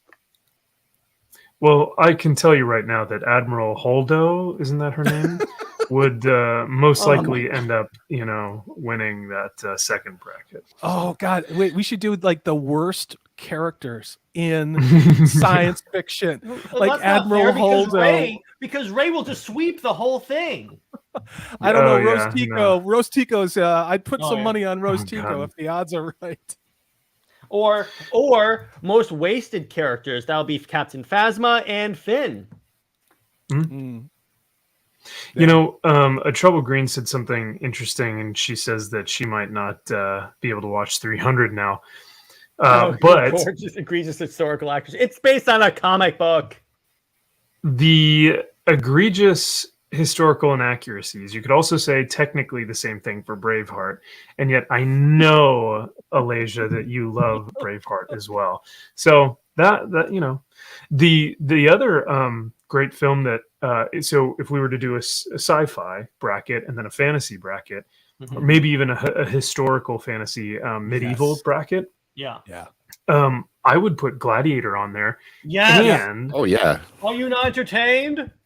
I would like Gladiator might beat, it may beat out a Lord of the Rings film. I'm not sure. I can see where you're going there. I can see where you're going. I think that's one of those depends how you wake up in the morning. Hey, Max. Absolutely. Decisions. Lady Hawk too. You I want to go ahead. interesting. If I were to put a movie up there, have you guys ever seen like the newer King Arthur movie? Not the sword one, not the one that recently came out. There was one that came out like 10 or so years ago. It had like Keira Knightley in it. That was dope. Clive Owen. Yeah, Clive Owen. Owen, yeah. That was dope. It was good. That is my guilty pleasure for sure.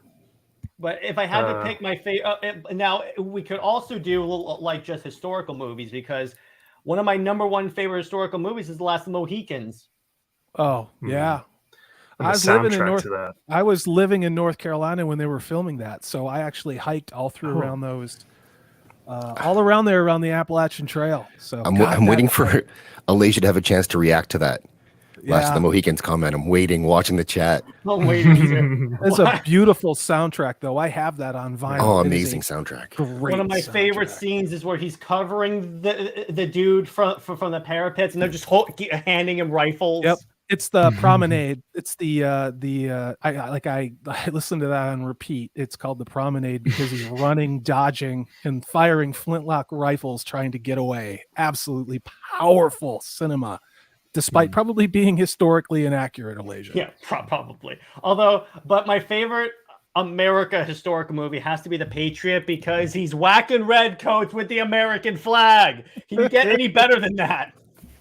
Like Gray says, I have a deep love for Excalibur. Yeah, from '81. I didn't know that. I saw that like years ago. It's trippy. It's a great. It's an immersion. You are immersed into Arthurian legend. There's really no other way to put it. It's a great movie, but it is a lot. It is a lot of movie. The thing with that film is part of it is that at the time there weren't a ton of other options for those kinds of films. You know, they weren't making these epics at the time, so it was Excalibur or Krull, like Yor from Outer Space, Krull, so it stood out for that time. And it has a young Patrick Stewart who was still bald back then in there. It looks the same. Liam Neeson. Yeah. The clip that Gray has on his channel where the guy spits, that actor was actually an actor in the first season of Vikings. And actually did a really great job and fights Ragnar in one of the scenes. But he's been around for decades from what I understand. So, by the way, I am so excited for that new Vikings movie that's coming Thanks, out, Max. The Northmen. That looks really dope. Oh, man. I saw another clip today. It does look really, really good. I'm getting more than a little bit excited about The Northmen. And maybe this is just my cynical nature, but I almost don't want to get too excited because I've seen such good stuff from it that my mind is telling me this is going to be a good film. Yeah. But I almost want to tell it, don't think that way, which is terrible. Yeah. I don't want to have to do that. Well, it's like the hot girl who hasn't given off crazy vibes, but everybody says she's crazy. You know what I mean? And so you're starting to believe not with your brain. Yeah, you're starting to think with your other. Certainly do. But anyway, so now I have a quick question for all three of you. Now, what do you think is the most underrated movie? The most the one thing that everyone hates but you actually love? I'll start with Max. Ooh, No pressure, Max. No pressure. Yeah, that's it's funny that you mentioned that King Arthur film, Jared, because I loved that movie for such a long time, and it was just a lot of fun. I don't know if Pirates of the Caribbean gets enough praise. The first Which one, one? like, Yes, I was about to say which yeah, one. the second and third kind of just fade out, and I think there's a fourth. I don't even know at that There point. is, and it's horrible. Well, Okay. I think there's even a fifth one because Hollywood. Yeah, that's right. Oh my, yeah. There's one with Blackbeard, and So the first Pirates, I don't actually think it's enough recognition, and it's really, really fun. Like, it is a wild ride. There's a ton of action. Speaking of quotable It's movies. yeah, it's a quotable movie. The costume design is fantastic, and it's got great acting. The two lead men, Captain Barbossa and Captain Jack Sparrow, are excellent. They play really well off of each other. So I'll say Pirates. But Alasia, it had historical inaccuracies. All right, Zaxx, what you got, brother? Underrated. Well, I'd have to really think about that for a while to give you my definite answer, but a couple come to mind. One is Watchmen, which I did enjoy. Yes.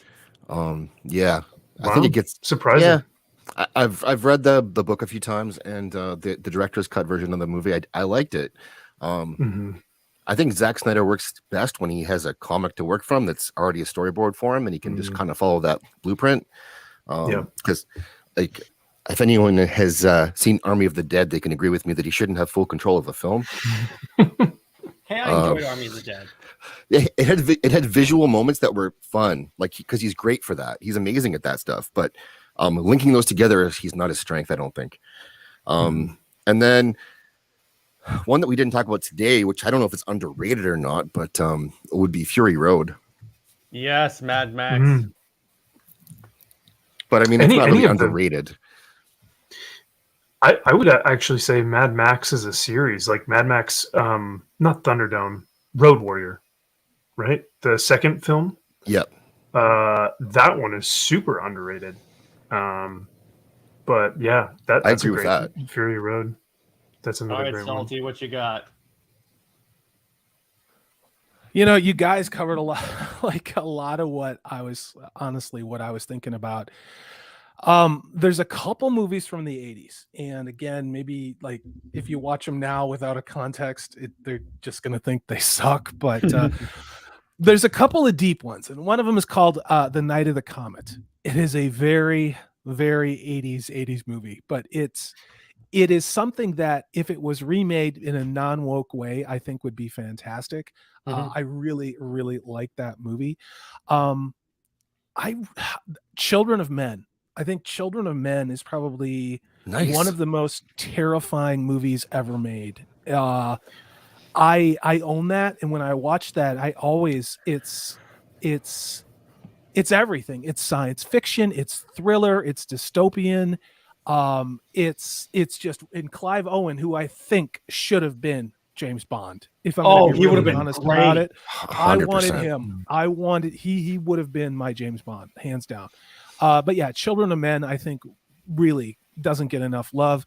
And then what else can I pull out? How they filmed that as well, Salty, and I don't mean to cut you off. No, dude. But I just wanted to.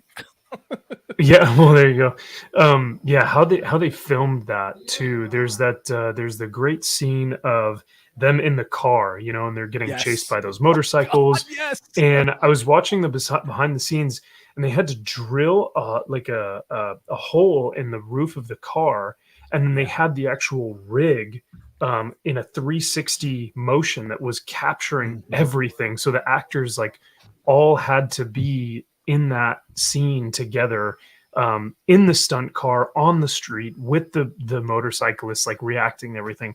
It was just crazy. Very, very well done film. Was that the single shot that they did where it was all one long continuous take? Yeah, I believe amazing. so. Yeah, I will. While you're thinking of another one, Salty, I'll just quickly say. Go ahead. Okay. No, I was just gonna say Robin Hood Men in Tights. I really no, in really another movie, Top Secret. If you have not seen Top Secret, it is ridiculous. It is a Val Kilmer movie from the 80s.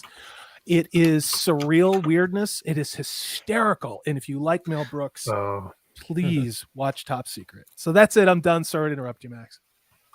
no. You're good. Lucy Gutteridge. I'm looking at it right now. I couldn't remember wild. the name of it. I was like, damn it, what movie was that? And it was like, no, it was Top Secret. So yeah. All right, so I got a couple that I think are underrated. So number one is the first Michael Bay Transformers movie. The first and the only the first one, because the other ones while they're fun visually, they just go down in quality as it goes on to the point where he left green screen in the fourth movie. I'm like, oh gosh, dude. Now, my next one, and this is a series that I recently watched. You guys ever see the movie series Species? Yes, with that Natasha something. Yeah. All right. So it is the weirdest science fiction series I have ever seen. Well, first off, what's actually kind of cool is that the alien design is by the same dude who designed the Xenomorph. So you can definitely I'm like, okay, this is dope. But the premise of the movie is that, okay, so we make contact with aliens, but they send us first a way to make unlimited energy from methane. Then they send us the know-how to splice human DNA with alien DNA. So American scientists, being the curious little guys they are, make an alien hybrid.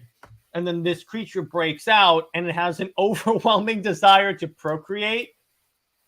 So it's like a Black Widow spider. It procreates and then kills. Oh my god! And then I'm looking at it right now. More ridiculous as it goes on. I'm like, oh geez, this sucks, but it's so good in terms of really, really, really campy 90s era sci-fi. Oh, okay. Gotcha. Yeah, because I was looking at it and I was like, well, the cast is pretty. It's got Ben Kingsley, Forrest Whitaker, Michael Madsen, and Alfred Molina. So the cast is pretty stacked, but the movie definitely looks worse. Definitely looks 90s for sure. Oh yeah, it's very 90s. That's awesome. It's very 90s. And then my last one, and this should be pretty obvious by how I stacked this list, is Batman versus Superman. Once you actually analyze that storyline and you really get into it and see what he was trying to do, like with Dark Knight Returns, granted, I will say it may have been a mistake to try and merge Dark Knight Returns with the death of Superman, but it wasn't horrible if you watch the Ultimate Edition. Watch the Ultimate Edition; it fills in the gaps that were left in the other version. It was much better. I'm going to shout out Mystery Men and Monsters, who said he's also seen Night of the Comet and Children of Men. Hail to you, brother. Yeah, good flicks, honestly. Nice. And the cast for Species was not the only thing that was stacked. Movie. Absolutely. But yeah, and the thing about it is that these are not movies that I'd want to go in and have a deep philosophical conversation about with Species, but it's like if you want something mindless, and being a dude that was in grad school at the time, I needed something mindless that I can take my mind completely off whatever I was studying, and that was political science. So obviously I wanted a little break from politics. Little did I know that pop culture would get really political. I might, speaking of films that are not political, don't have any sort of agenda, and just get in, get out, action, and then just let you sit with it. Dread. Recent Dread. Yes.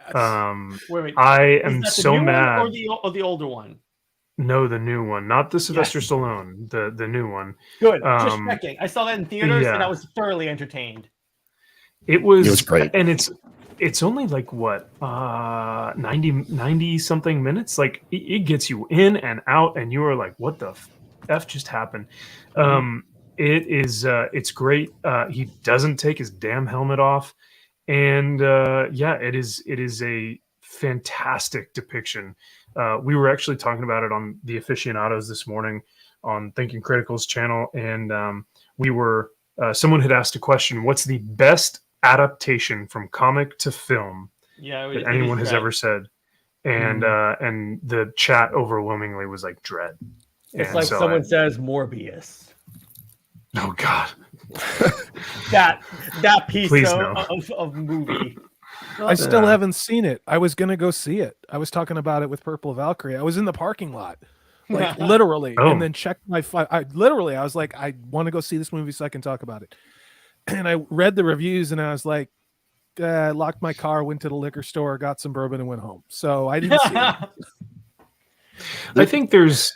Oh, go ahead, Zaxx. I was gonna say, I've heard there are people who do like it and defending it, and Chris Gore was one of them. And I usually like movies he recommends, but yeah, I'm not gonna go watch it.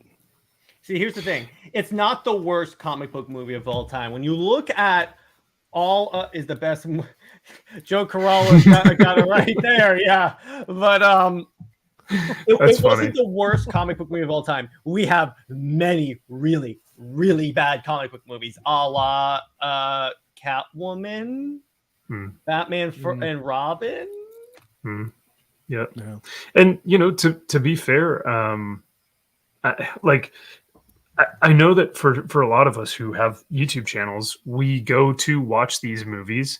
Some people will call it hate watching, but I would argue that it's much more of a we want to give our own review of the material that we are kind of in the industry for. I had no intention on going to see the new Batman film, but I knew that I wanted to talk about it intellectually and have like conversations like these about that movie. Yeah, such a good movie. I went and saw it. That's the reason why I saw it. I mean, I didn't have a burning desire to, but I'd crapped on it earlier in some reviews, and I went and saw it, and then I talked about it. I think it was a masterpiece that needed to have 30-40% of the movie cut away. If they would have done that, it would have been a masterpiece. But as it is, it's not. It's 6.5. But my big problem, going back to Morbius, and what is it with Sony and making hour-and-a-half long movies? Hey, I appreciate them for doing that. I'm cool. No, but here's the thing: they're doing it on a character that no one's heard or cares about.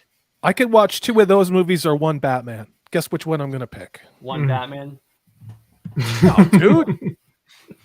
But which Batman movie? Are you talking about the Batman, or are you talking about the Batman. The bad credit card? No, the Patman, the Pattinson movie. Yes, thank you.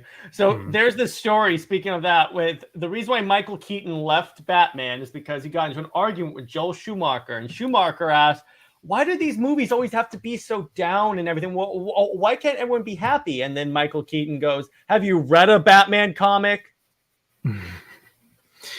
Yeah, I mean, they seem to be going in the direction of, hey, let's go darker, let's go grittier, let's go more intense, and it continues to be so dark to a point where, I would be afraid as a filmmaker or as a fan going to the next Batman film being like, okay, am I going to want to kill myself when I leave this film? Yeah. Like, how much more dark can you get? You can get pretty dark. My favorite are the people that try and make me think that Batman in the movies hasn't killed anyone. I'm like, oh, come on. Michael Keaton threw people off buildings and dropped a grenade in someone's pants. So I'm like, okay. And here's the thing. Even Pattinson, he was like, oh yeah, my Batman doesn't kill. But I'm like, wait a second. You have gauntlets that can stop bullets and you're punching people's face into the concrete. Yeah, they're not getting up. All right. I need to say one word. Okay. And I want to see how many people I trigger here. Elektra. Oh, geez, man. I didn't even watch that movie. My only exposure to Elektra was the Daredevil movie, and that was enough for me. I mean, she looks great.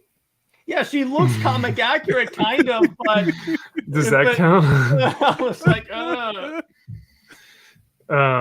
that was a bit of an overreach on that one to try to make that into a movie. Yeah, I'm like, why? Everyone gets it. Everyone loves Daredevil, but you choose her. She wasn't exactly a Yeah. key part of that movie either. Although I will say one thing about Daredevil, it introduced me to Evanescence. So there you True. go. They were really trying to figure out their formula at that point in Yeah. time, because we had Blade, we had X-Men, we had Daredevil, we had Punisher, and they were still really trying to get a good grip of how to adapt these things. Because believe it or not, that Daredevil film with Ben Affleck, I'm almost positive, and I think, Joe, if you're still in the chat, they were trying to do a Frank Miller Daredevil because Bullseye ends up, gutting Elektra, and which is like one of the most classic panels in that old Frank Miller series. So I think that's what they were going for, and just missed the mark. So I don't know, Salty, I think you're about to say something. No. I was just going to shout out Joe Corolla for his deep. This is some deep weird. This is deep and weird, and I remember the show. It's from the 1970s. They did a Doctor Strange movie. And it's a guy who looks like John Holmes with these big chains and like the 70s gold, like big turtleneck polyester thing as Doctor Strange. You want to get your mind blown. Take a look at some of the shots for that. It's truly trippy. It looks like Doctor Strange porn, but it was real. So, Speaking of mind blown in chains, what do you guys think of the Ghost Rider movies? all I can say is I can't wait for representation in that franchise. I know that everybody says Norman Reedus would crush it, that movie would make $1 billion, probably spawn at least 2 additional movies in the franchise. But really what I'm hoping for is another 100-pound woman who has pronouns, who obviously is multiracial, hopefully has an alternative sexuality, and definitely is communist. That's what I'm hoping for. Yeah. So Zoe Kravitz. Yeah. But you see, my issue going up to replacing Ghost Rider, and this goes into what we were talking about in the beginning of the stream about replacing Ezra Miller as the Flash. I love how people are like saying, "Oh yeah, Grant Gustin, you mean the TV actor? He could totally play a guy in a movie," which no one understands. It's because in Nick Cage and Ghost Rider, it wasn't Ghost Rider and How He Got Drive Angry, one of his finest movies. Okay, but no one understands that there's a difference between a TV actor and a movie actor. True. I could see that. I mean, even theater actors, actors have to project. Especially. They have to, play to the audience, whereas like a film actor has to dumb down and be very nuanced with their eye movements and their facial expressions, because they've got a camera that is literally right here, like looking and filming everything that they do. Whereas in the theater, they have to, do a lot more. So yeah, there are a lot of different, and then, yeah, like you said, Jared, TV is totally different as well. But Joe, I actually never saw Drive Angry, so I might have to look that one up now. I am looking at the 70s Doctor Strange, and you weren't lying. I wasn't. There was no hyperbole. I understated it, if nothing else, dude. I literally thought that you had sent me to a porn website. If you look it on Google Images, it is so all right. wild. You know what? I'm sharing this because this is hilarious. Yeah, that's really funny. Is it salty? Yeah. Yep. Jeez. That's wild, man. Yeah, I never heard of this ever. Never heard of it. Me neither. The big fro, the widespread collars, the porn mustache, the star on his chest, because that was apparently what they thought Doctor Strange's logo was. Oh yeah. It's the mustache that's definitely doing it for me. Definitely, Tom Selleck. Yeah. Oh, remember this one? The 90s, the 70s Captain America. No. Or even the 90s Captain America, where his suit had rubber ears. And where he steals Ned Beatty's car, and he has to trick him out of his vehicle. He didn't even force him out. He had to trick him out. That was amazing.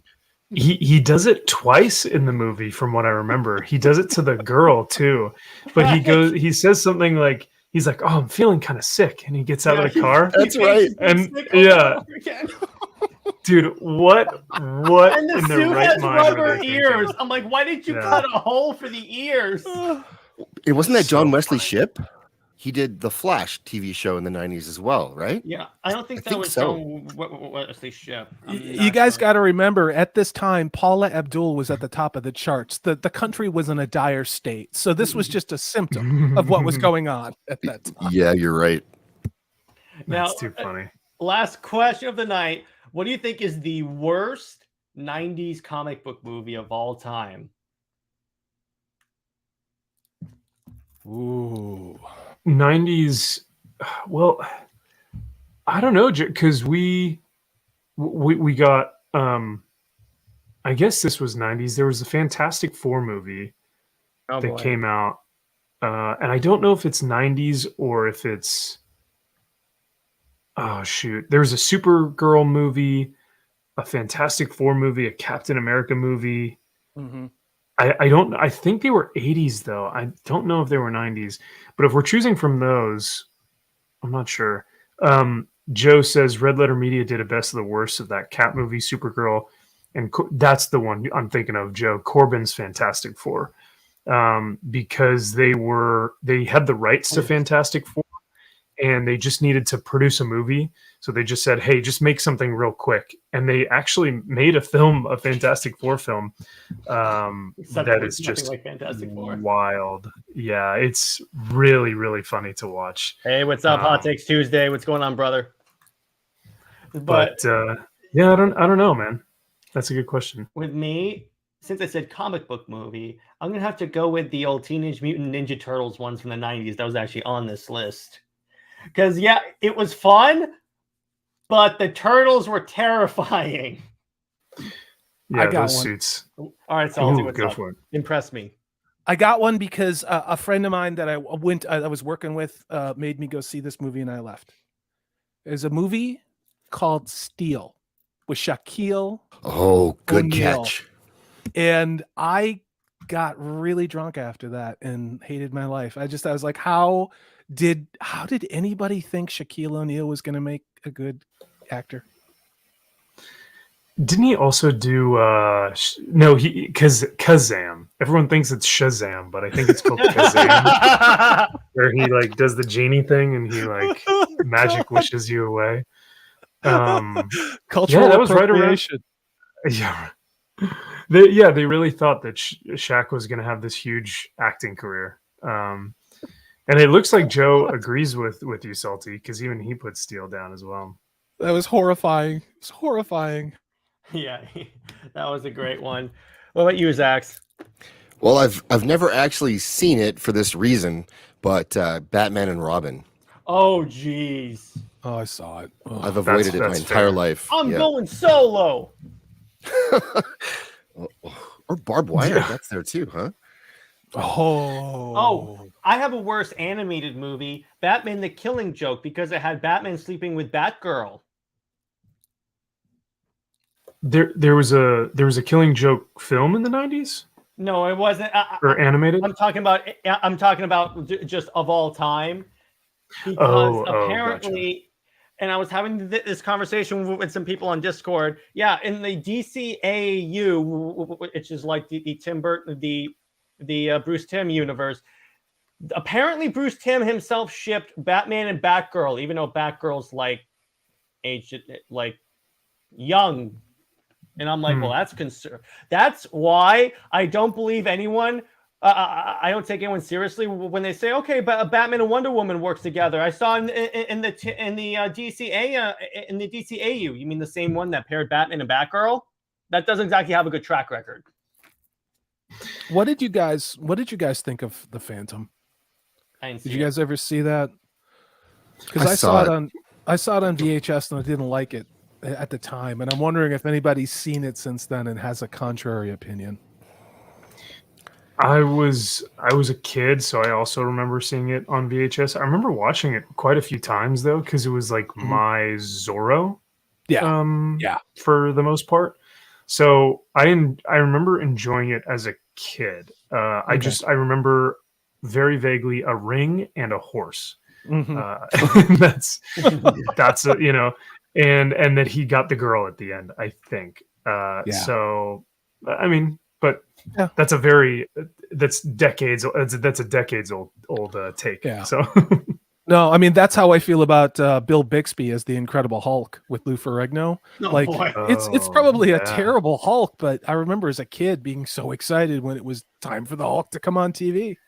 right. You know what? We did an episode on the Ang Lee Hulk, and the funny thing about the Ang Lee Hulk movie, I love when they tried to bring in the comic book panel scenes, but my problem with it, they chose the scenes that wouldn't be cool with a comic book. Like, oh my gosh, is Bruce Banner looking in this direction? Let's bring in a comic book panel showing him looking here.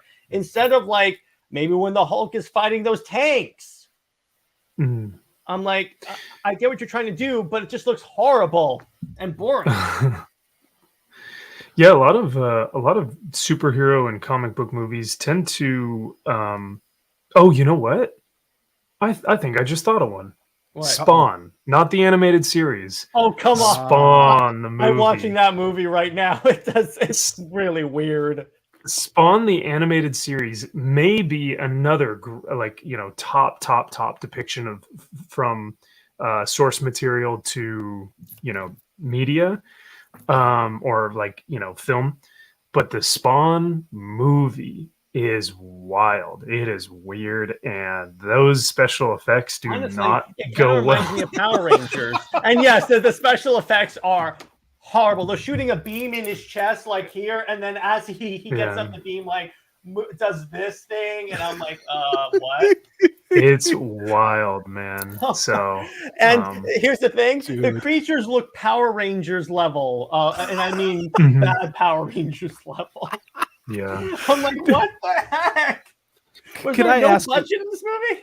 Can I ask a question that might get my nerd card partially revoked? Sure. And that has to do with the movie.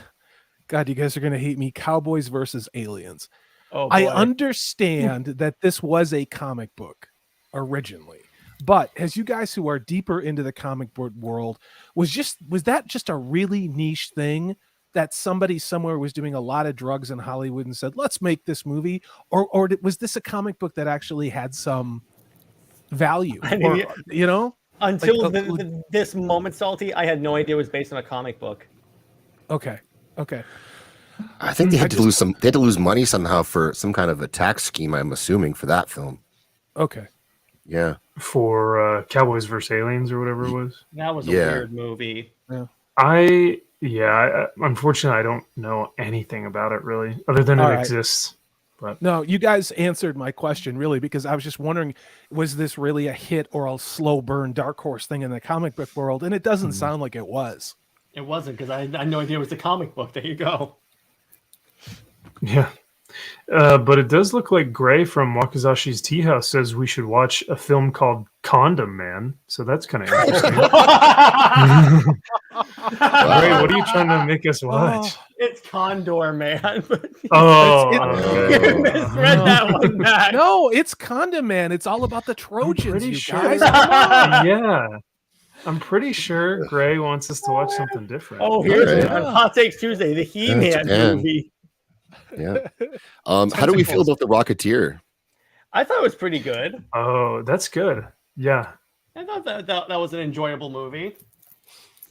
I expected to see more from that, like more series, because I thought it was good. I thought it made money. Maybe it didn't. And Billy Campbell was the Rocketeer, and he didn't really do much after that. I don't think nothing big, which is too bad. No. My co-host is watching right now, and he literally just texted me saying, "Stop hating on Batman and Wonder Woman together." No, I will continue to hate on that couple because it makes no sense. Oh, Salty, it looks like Joe actually knows the guy who wrote Cowboys vs. Aliens. No So that's kinda cool. way. Yeah.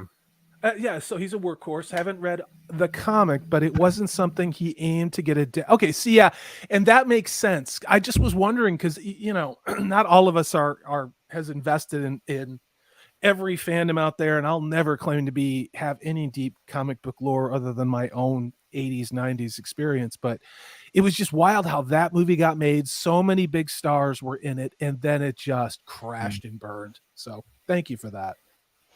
It's and I kind of actually respect that viewpoint of like, hey, I made something. I have no intention of getting this made into something else. I just want to make it for this, because it's my creation. And I think too many people now are what people in the comic book world or industry are saying, like, it's writing for Netflix, or this is written for Netflix. A couple of my friends who read and are writing comics will, once they read something and they go, this looks like a storyboarding pitch to Netflix, like, in industries. And it's a bummer, but so that is cool that it was just something that kind of happened. Well, and what is it that it's been said for a while is that DC and Marvel are nothing but IP farms for Hollywood. The problem being that those nobody wants to read those comics. Yeah, exactly. That's the issue. I mean, I can guarantee you guys this, and I'll put $100 on the counter. Within 2 years, we will have a development of the gay Superman and the gay Robin movies out there. That will absolutely be happening, regardless of what book sales were. Absolutely, I'm going to make a prediction is that we're going to see the gay Superman and gay Robin go away with this new administration, because it's focused on what sells. And according to the comic book sales, that didn't sell that well. So that is something we got away from. And what I think is going to happen, and I'm saying this dispassionately, is that usually when you have an acquisition, they will chop things up to make a little bit of money on the back end of the transition. So they will take things like the licensing for these comic book characters or the entire comic book operation, and then subcontract it or lease it out to somebody for a percentage of the revenue. Essentially, so that they assume no risk, they have no investment, they literally just get a residual from someone else doing all of the creative work. So there's absolutely no downside to it. So I think that's what they're going to do with the comic book characters. I could be wrong, but if it was me, I'd let somebody else take all the financial risk and just get a piece of the action after somebody else works.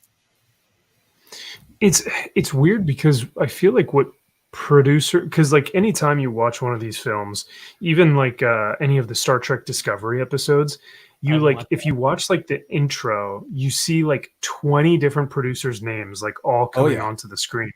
And it's that, that old adage of too many cooks in the kitchen or too many hands in the cookie jar, whichever one fits. And I wonder if, because all these producers want a piece of that pie, like you're saying, Salty. They just don't want to put in the work, like they want to let someone else do that. But they also want their name on this to say, hey, look at me. This was canon. I made sure that I put Black Superman on the market. I put him in the film, and we have a Michael B. Jordan Superman, first of his kind. That one actually doesn't look that bad, because he legit said it's Calvin Ellis. And yeah, absolutely. Like, there's definitely a market for that. And if they do that, that's fine. If they make a Clark Kent, Michael B. Jordan, I'll still see it. I kind of I'd want to know who wrote it. I'd want to know who wrote it. I would, but yeah, I mean, I agree with you, Max. And we talked about this on Tuesday when we were talking about all the producers and writers on the Lord of the Rings, the Rings of Power. And you brought up a really good point. And there's really no other way to say it, is that sometimes having a benevolent dictator, someone with a vision who is committed to something in that project, in the integrity of something, like in the case of Peter Jackson, the works of Tolkien, I would say 99 times out of 100 get either a much more respectable, if not brilliant, take than you ever do through committee, multiple fingers in the pie and hands in the cookie jar, whatever analogy you want to use, especially in the last 10 years. I don't see this turning around until we get another person who is as much of a warrior as Jackson was to defend an intellectual property. And that's like, and you said that very well in that video, Max, about Peter Jackson, because he went to war to get that film made, and he put himself and his career and his reputation on the line to get that done. If that bombs, he's finished, and he had a career already. He didn't need to do that. And so, as opposed to that, we've got all these executives and writers sitting in a giant room, and like I can only imagine them being like me in a work training where I'm just trying to look at my phone and get through the day. Like, Yeah. I have no investment in this whatsoever, but I want to see what's happening on Twitter or whatever, and get out and get my check, right? And there's no passion involved in these projects at all anymore. It's not like clearly not. And they're going off of Twitter, which, if you go by statistics, less than 10% of their audience is on Twitter. Yeah. Yeah. The other part is Nerdrotic says this, where they cast for the roles of these creatives. You could say casting, but really what it is intersectionalism. Like, oh, are you a biracial, visually impaired, amputee, transsexual communist who's left-handed and doesn't have taste buds and has tinnitus? Well, welcome to your job. It is not as, let me look at your CV. Let me see you. I mean, you guys think I'm making a joke. It's not that far off the truth. No, it's not. It's the meritocracy is a dirty word, and I'm hot off this just because the video I dropped today with Purple Valkyrie, Max, Zaxx, where we talked about this and how the hell do you end up with 21 writers for one episode of television, and the person whose idea and story it was, Tolkien, is only on there for less than 50% of the actual season. With 21 writers, what you get is you don't get a story. No, you don't. Yeah. You get an amalgamation of, it's like I've actually made the same reference on the on your show, Salty, which everyone can go, shameless plug, everyone can go watch on Tuesday nights. It's like this, it's an amalgamation of all these different things that have conglomerated into this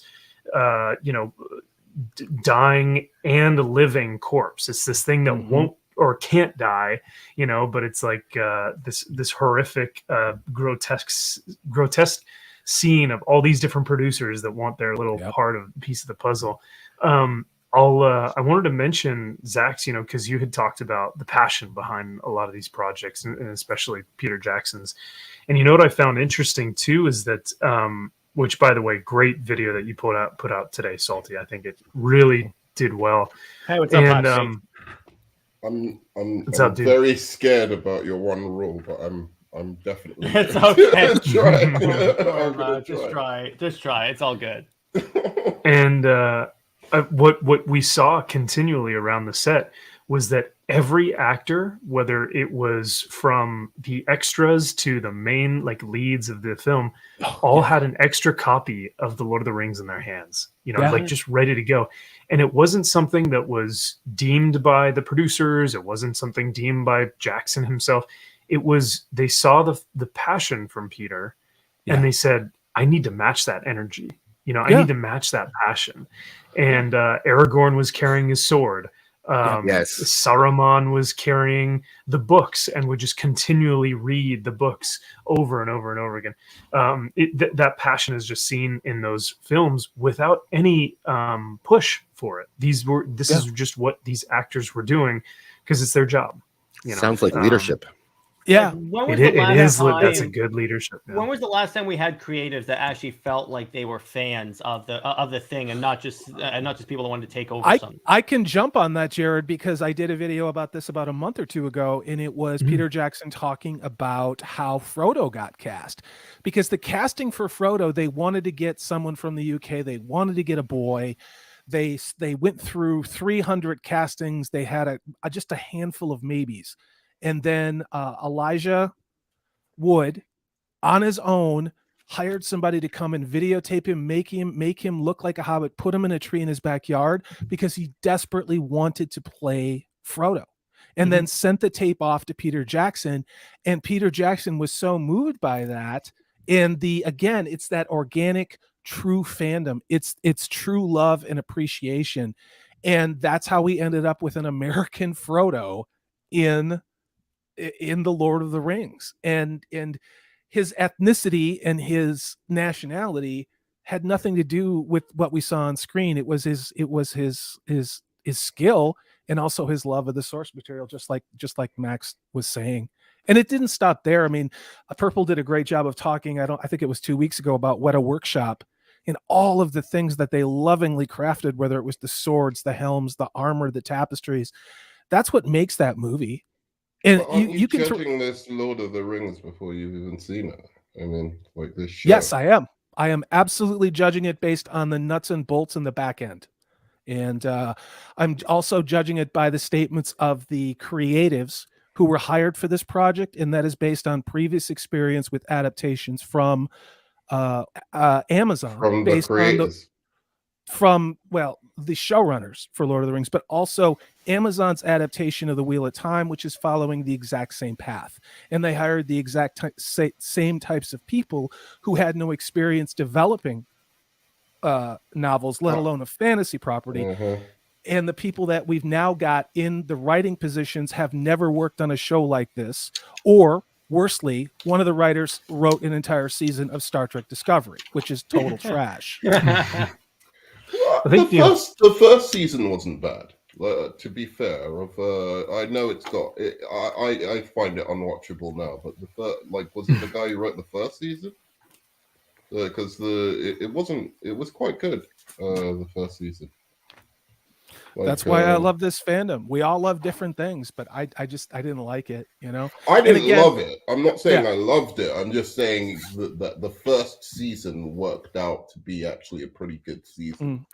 By the end, the twist at the end was pretty cool. I thought it was it was a decent show, and then second, third, it's just unwatchable, completely unwatchable. But it's like going off of this, and Zaxx can back me up on this. With Halo, they legit said, previous to the show even coming out, that they'd never even played the games. Now, granted, they did say that they looked at the lore, so at least they hopefully would have read a couple of books.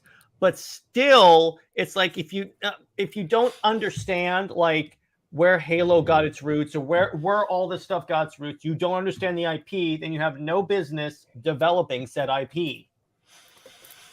Jared, but the thing is, the two examples you gave, the something, what was it? The thing of the wheel. I've seen it. Wheel of Time. Wheel of Time. I saw ratings for that. That's pretty good.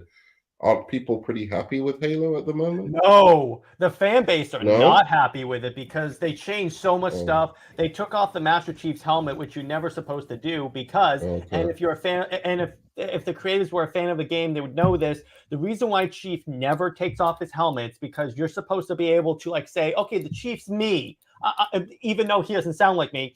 For the most part, we're supposed to be able to imprint ourselves on the character, but when you take off the helmet, that completely defeats that whole purpose, that whole thing. Right. That's actually. Oh, I was just going to say real quick. I didn't mean to interrupt you. Hot takes. No, I just said right. So no, I was just. Oh, okay. Right.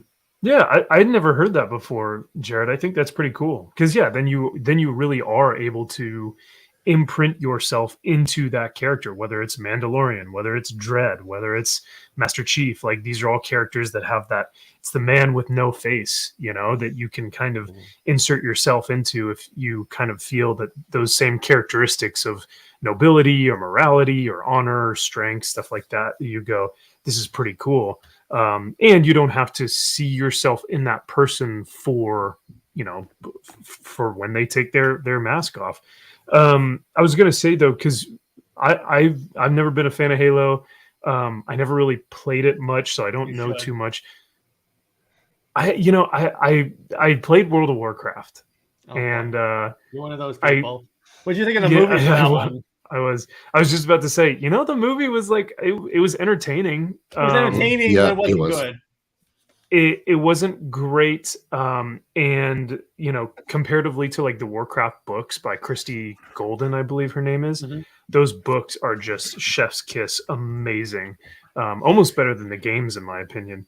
But with all that being said, the Halo stuff, it sucks because from what I've been hearing, Jared, and I'm sure you can back me up, but even people I've never heard of before are coming into my YouTube homepage that are all gamers, and they're all saying I don't know who this show is meant for, but it's not for me, and I'm a gamer and I played Halo, so I don't know. Here's the thing. Aside from just go on. The helmet stuff is one thing, and it's a distraction because if he takes the helmet off, I like the actor actually. He's good as the Chief. I like him a lot. Yeah, he's good. It's just it's distracting to have your helmet off when you're fighting in space. Like, and there's as a person, I know there's a targeting system in there, and he gets information from it. Yeah. At some point, put your damn helmet back on. Like I don't know what Marines do in real life, but he never puts it back on. In the past few episodes, he's had it on like all of 5 minutes. But here's the thing. Here's what I will say about the Halo show. It looks like Halo in that the suits, the guns, they all look really, really, really good. And with the Spartans, what I felt was really cool, what they added in the show is that when they have the helmets on, when they rarely put their helmets on, there's like a voice enhancer to make them sound more intimidating, where in the games, it's just Steve Downes speaking. Interesting. Like, oh, okay, I like that. Can I ask a question, though? Do you think that, like, people who may not have played Halo and are just watching this as a TV show, is it from that perspective, do you think it's good, or is it just well, yeah, what I've always said is that first off, what 343 did was kind of smart, is that they said it's not in the same timeline as the games too, for one thing, and then I'll address it's the silver timeline they're calling it. It's the silver timeline because his team in the show is called Silver Team. But what that allows for is that they can deviate in interesting ways from the lore without like completely spitting on the face of the games, which I'm like, at least they did that. It's not like in Star Wars where they kept in the same timeline. But in terms of, yeah, if you're not like, let me put it this way.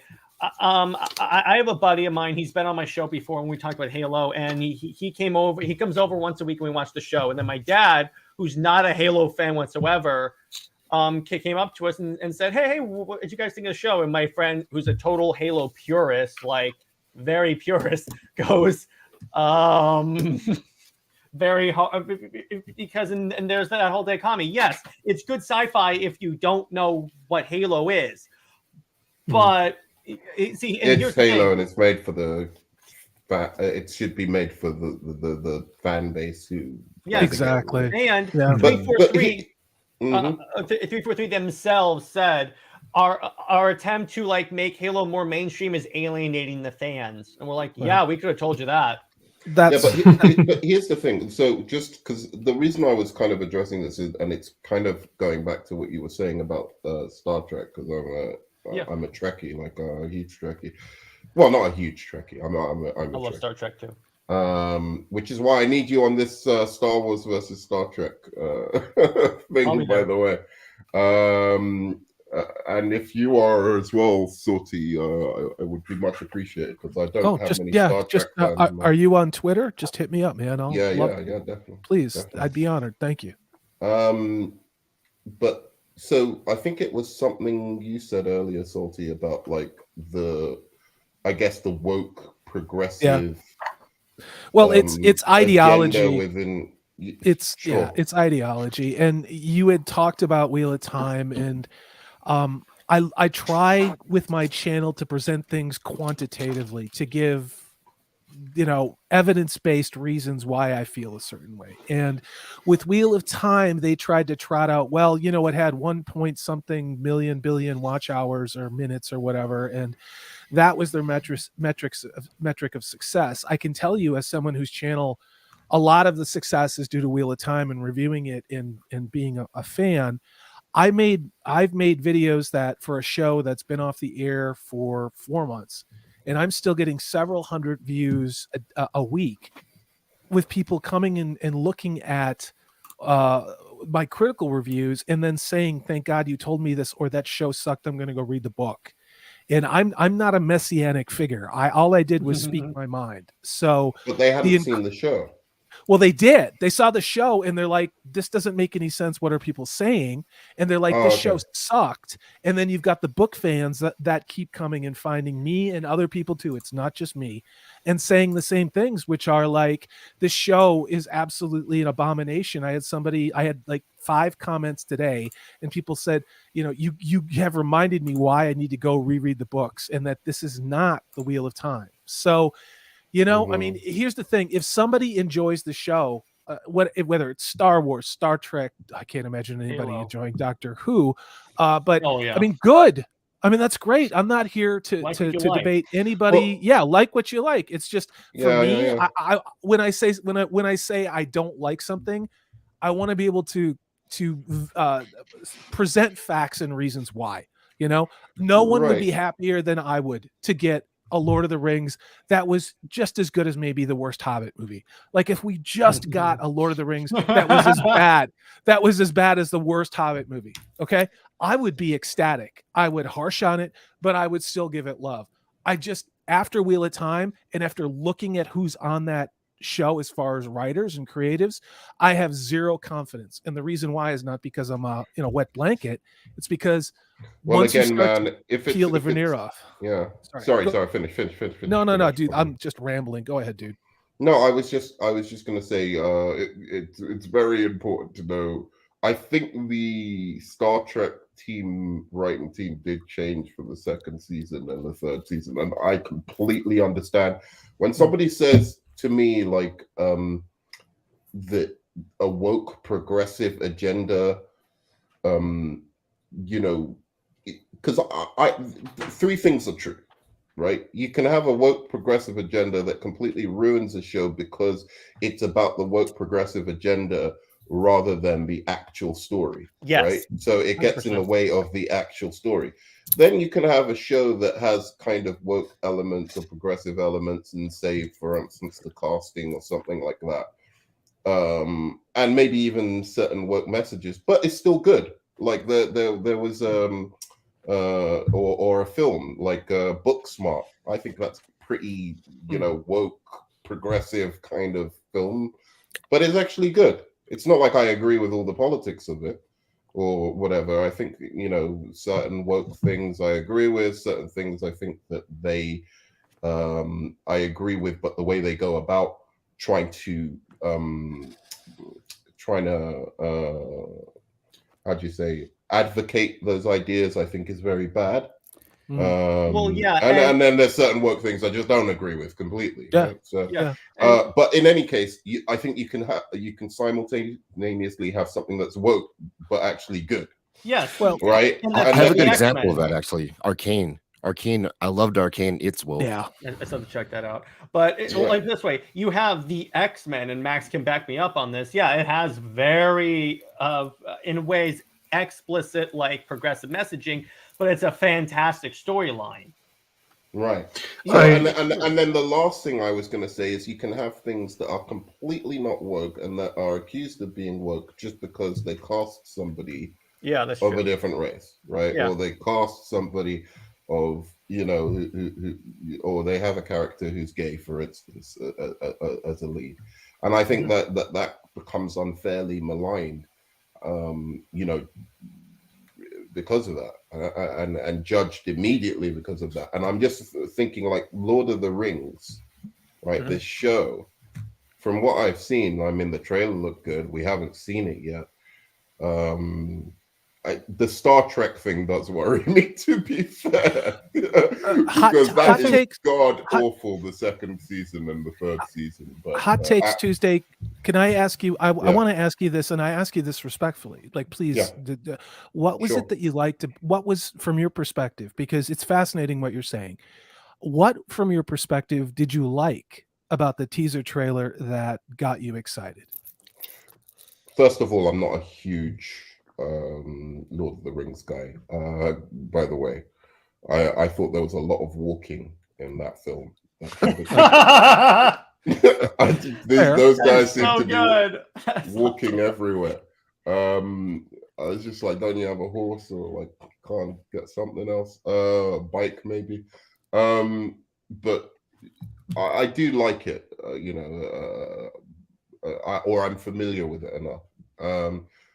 So I honestly, when I saw the teaser, I was like, oh, that's nice. And I didn't really think about it that much. I'd have to watch it again, maybe dissect it or something like that to answer your question. But I was like, that was nice. Appreciate it. And then I started hearing, everything after about like how people were upset with it. And I was like, I don't know why you're upset. The main thing I'm hearing, this is the first time I've heard the progressive or woke kind of aspect of it, but the main thing I was hearing was it wasn't based on the books. No, it's yeah, not. And I'm yeah. like, I mean, well, yeah. so I mean, it still could be good. Like it still could be a continuation. It still could be someone who's deeply familiar with the lore of the books Sure, but that's what happened. and has an idea. The scouring of the writing room. Right, and that's fine, but then it's just fan fiction, and fan fiction can be written well by people who are talented writers, but then that's all it is. It's just a fan fiction on a Reddit post that never saw the light of day, but now they're making it into canon. And I've mentioned this with some of these guys on the stream, hot takes, but the normies, the largest audience that sees a Superman film or that sees a Batman film will always know those characters for the most part as the film, because that's what most, I would say, 70 to 90% of people, and so when they see that and they see the Lord of the Rings, which will be this new Amazon film, they're going to see something that was never intended by Tolkien to ever be put onto the screen, because this is something that he didn't write. Nothing was intended by Tolkien to be put on the screen. Well, there's a number of scholars that up until very recently, said the same. Well, his son, yeah, go on. I was going to say his son, until his death, I think it was 3 years ago, kept reinforcing his father's wishes and said some very specific things about depictions, what his father's tone was, that things shouldn't be interpreted a certain way. And that's what a lot of us, I think, who consider ourselves to be pretty deep Tolkien fans, and I'm not a Tolkien scholar, I'll never claim that, but let me ask you this, and again, I was going to say MVP didn't even finish his point. Yeah, go ahead. I'm sorry. Go ahead, MVP. Oh no, you guys are totally fine. Because I love listening to this as much as I love interacting with you guys as well, because it's good to talk about this. But I will say, hot takes, that the main criticism that I hear about this is that it's not going to respect what the lore is, and the counter argument to that I continually hear as well is, well, who cares, or well, what's the big deal? And for Tolkien fans, that's really difficult for a lot of them to hear. And like Salty said, and I will reiterate it as well, I'm not a scholar, but I'm a fan. And that means that I'm like immersed into the books, into the movies, even into the Ralph Bakshi films, like back in the 70s and stuff. We just love it. And we want the best representation of it possible. And so when people go like, oh, well, who cares? Like, it's not a big deal. It's like kind of taking something that it's like taking your bike as a kid and being like, you don't need this, right? I can use it and like paint it like a different color. And it's like, well, that's my favorite bike. And you're like, well, who cares? Like, you don't really need it, right? And that's kind of how I feel about it. Can I ask, did the Tolkien family sell the rights to Amazon and Warner Brothers? To some things, some of it. In this case, that's part of the problem and the complexity with this is the Amazon is taking essentially notes in the back of a book and that have timelines and certain characters. The problem is that spans, Max, keep me honest, is it 2,000 or 3,000 years? And what they're doing is because there's no discrete dialogue, there's no discrete real actions for the characters that are articulated. It's kind of like a cliff noted history that they're taking a lot of liberties with it. So the liberties that they're taking are, in my opinion, and I would say in a lot of people's opinion, based upon ideology and based upon whatever. What are the liberties they're taking? Let me ask you this. Can I just do this? And I'm not playing a gotcha game. What is your number one fandom that you love? What is the Star Trek, Star Wars, Doctor Who? What is the thing that you love the most? Like, what do you love the most? What are you most into? In terms of like geek or nerd your culture, fandom. Yeah. Is it like comic books? I mean, I love films. I'm a cinephile in general, but definitely DC. Oh, okay. I So mean, are you? all of DC, Superman, Wonder Woman, Oh, like cool. Flash, Shazam, all of them. I'm a huge And DC that's why I allow him on the stream. Are you a Snyderverse fan? I just wanted to know. Like, a Snyderverse fan. I like Zack Snyder's Justice League. Okay. I'm not a big fan of Man of Steel. I do like BVS as well. Okay. But there are movies.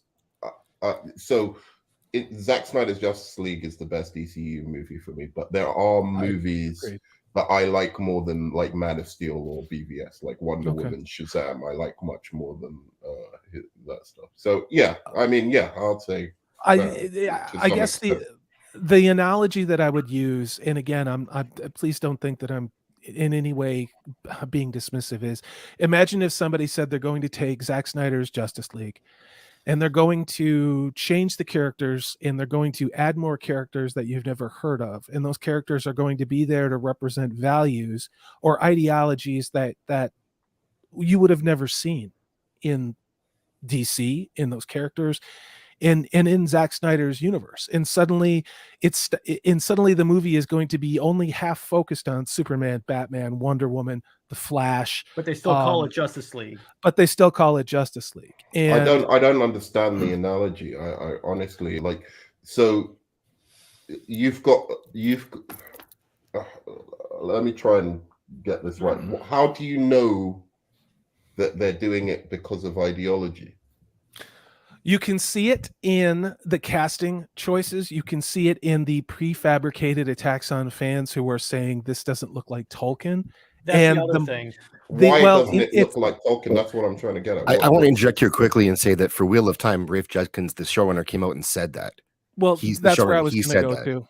There, in the thing about this is for me, this isn't the first time I've seen Amazon do this. And with Wheel of Time, that was an $80 million a year show. And with the Lord of the Rings, all sum totaled up, it's about $1 billion. I forget how much the first season is, but Tolkien has 1,000, 10,000 times, 20,000 times more fans, our global audience around the world. And The Hobbit was released in the late 30s. The Lord of the Rings books were released through the 50s.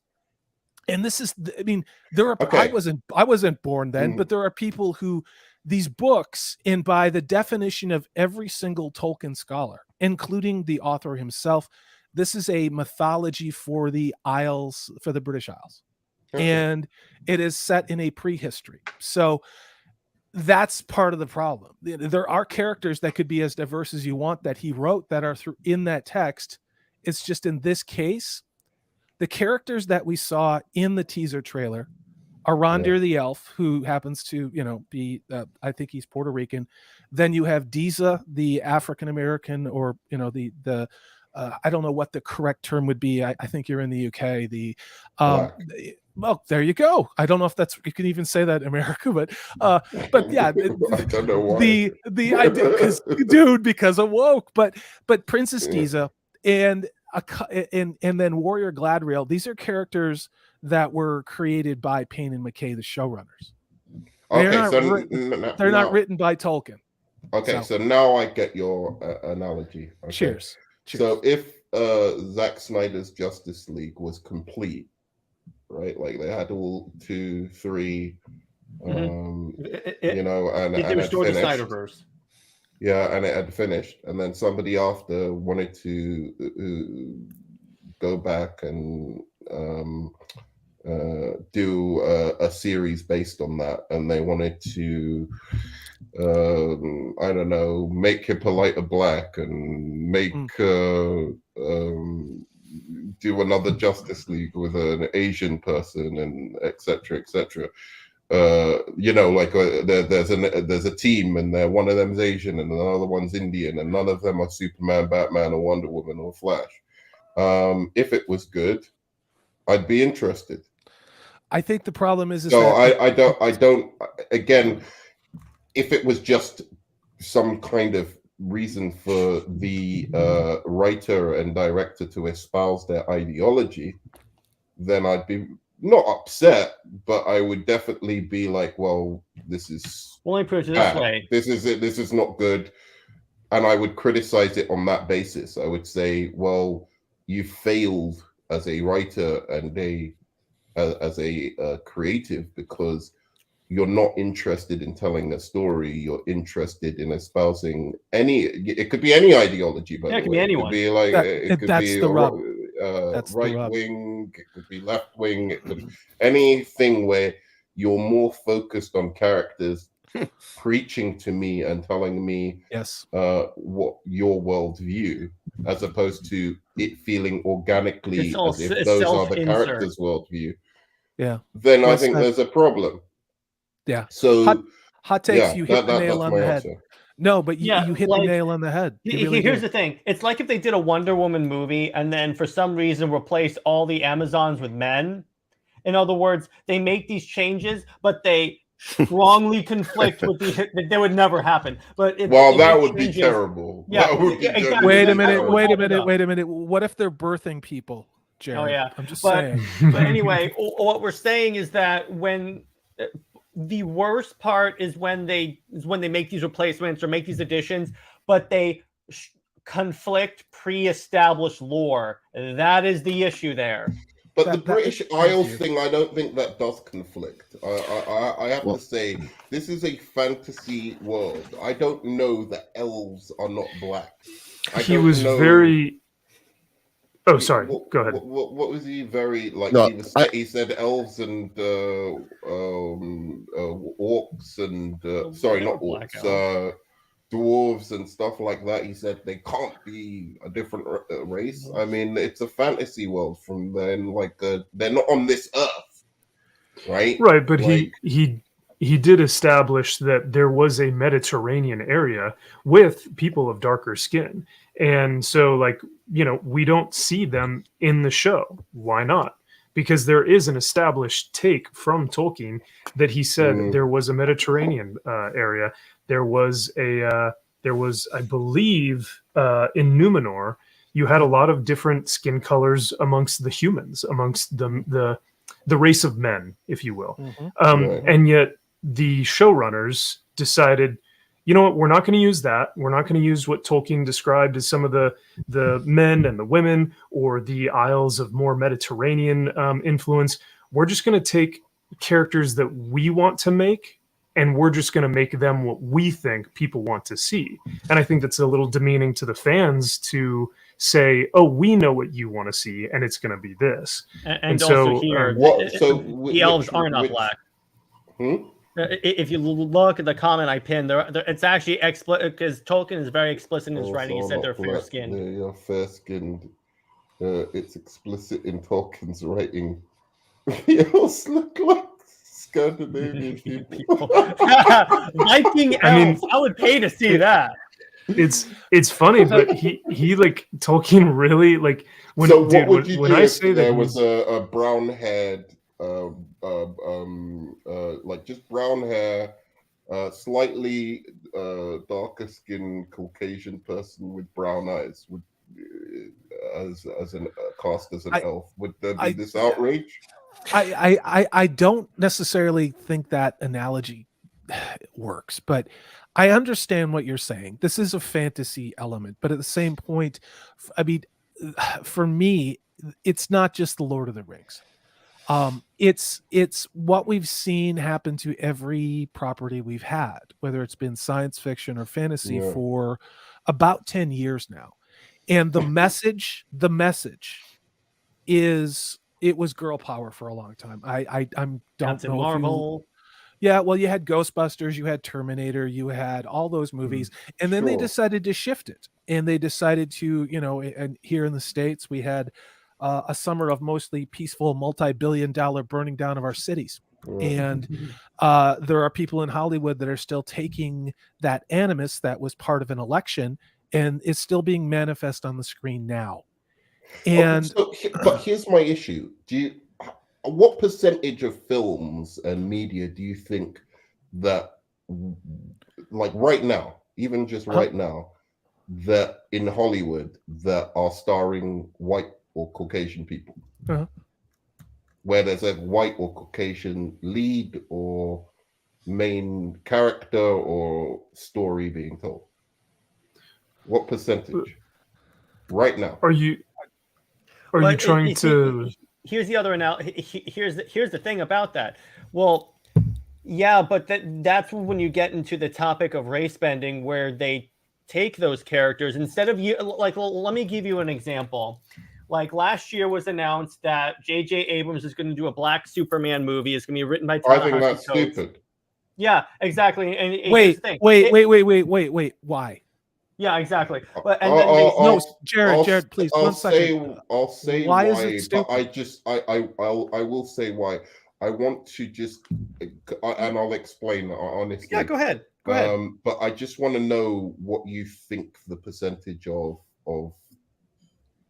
films, media, whatever, that is focused in Hollywood right now on a white male or white female lead is. Would you say it's like 95%, 90%, or 50%, or what? I don't think it's that high. I don't. I think for the last couple of years, it's been very different. There's not been a lot in the cinema that I have interest in seeing. I saw Batman. I'm going to go see The Northman. Here's the thing: is I'm 52 years old, and I saw a lot of movies that it didn't matter the color or the race or the gender of. But they were white people. No, I'm talking part. about Blade. I'm talking about. I saw every Denzel Washington movie because he's a fantastic. Actor. But those are rare. That was rare. I mean, Blade was the exception, not the rule. So, what other black superhero was there? Well, in the 90s, that was on. Steel. Okay, thank you. I mentioned Steel earlier. Thank you very much. That's it. That's all you've got. That's all you wrote, brother.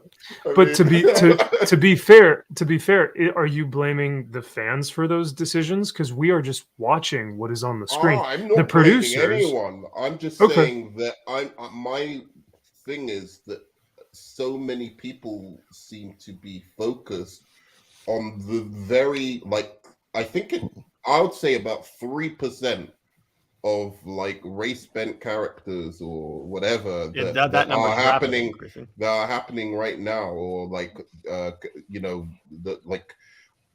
these kind of castings that we're talking about, where maybe they have an Indian person or maybe they have a black person. And I'm just saying, like, still for the most part, Hollywood films are focused on white people, like 95. I don't have a problem with that. I'm not saying.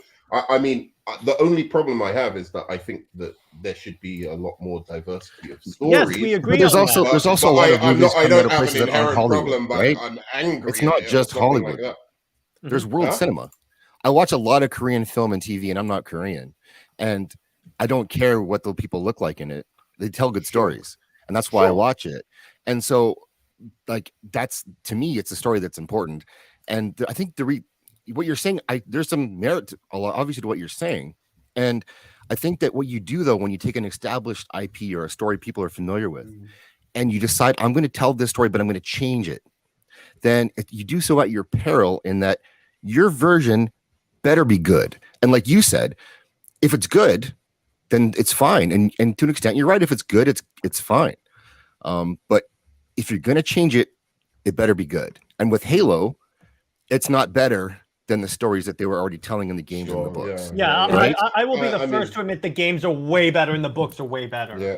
And it's not just and let Halo. me make clear, I wasn't kind of talking about you. I'm more talking about like the everyday kind of people I see. Like, I don't want to mention certain channels or whatever, but it just seems so hyper focused on like, oh no, they've cast a woman in this to a certain degree, man, whatever, and I'm just like, but still 90% of superhero content is about male heroes, white male heroes. Probably 90% of fantasy ones is about white male heroes. And I'm not, again, I don't have a problem with that. That's not something that upsets me. I understand there's kind of reasons. I hope things get a little bit better in the future. It's not like I'm campaigning or anything like that. And I think the ideal thing would be to get more Black and Asian and female creatives behind the camera you know, and or then you'll start seeing more stories about, you know, those people that are organic where there's nobody complaining because it's not like you've had to race the bend issue or race swap or that something we're like talking about,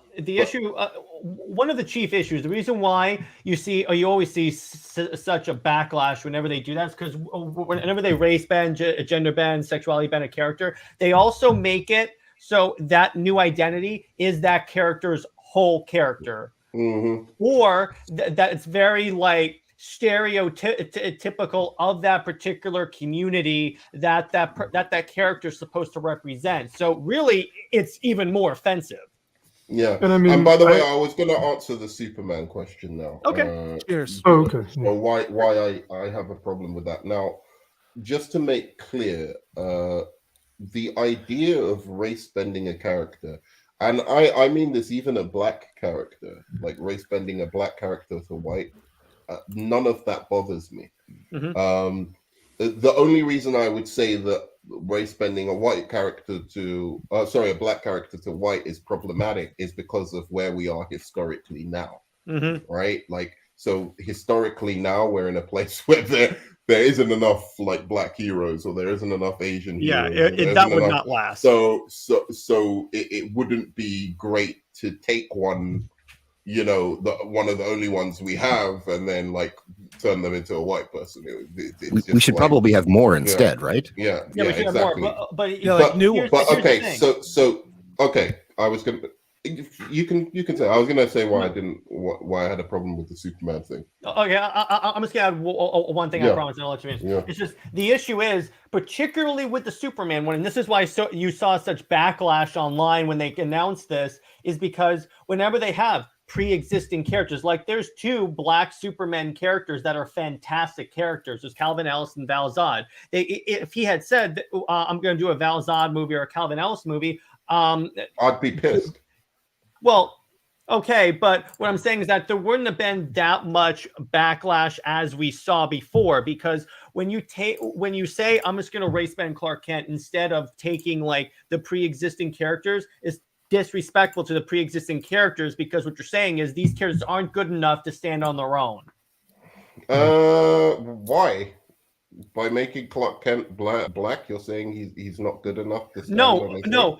No. What they're saying is that Calvin Ellis and Val Zod are not good enough to stand on their own. Right. Okay. Well, yeah. I mean, I just think that's ridiculous. That's like making say, for instance, they made Spider-Man 1, and it was a terrible movie. It was terrible, right? And it didn't really get the essence of the character at all.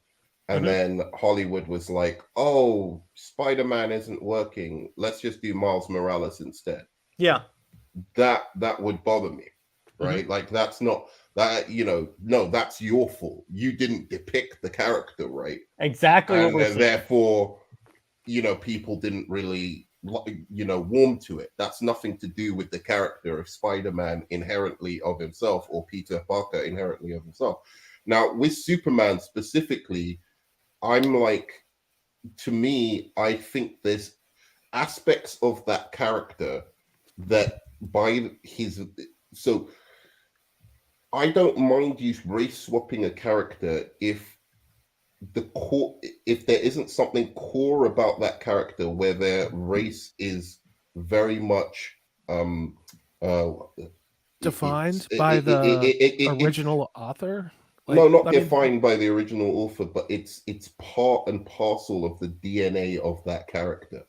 Like Superman being black, one, because he's so iconic, right? It's like he's like a very, very iconic character, and there's an iconography to him that is so massive now that, you know, everyone knows what Clark Kent looks like. Everyone knows, you know, whatever. Right. But also part and parcel of the DNA of that character, like the fact he's from Kansas, right? Yes. The fact he's a farmer. You know, he comes from a farming family that's from Kansas.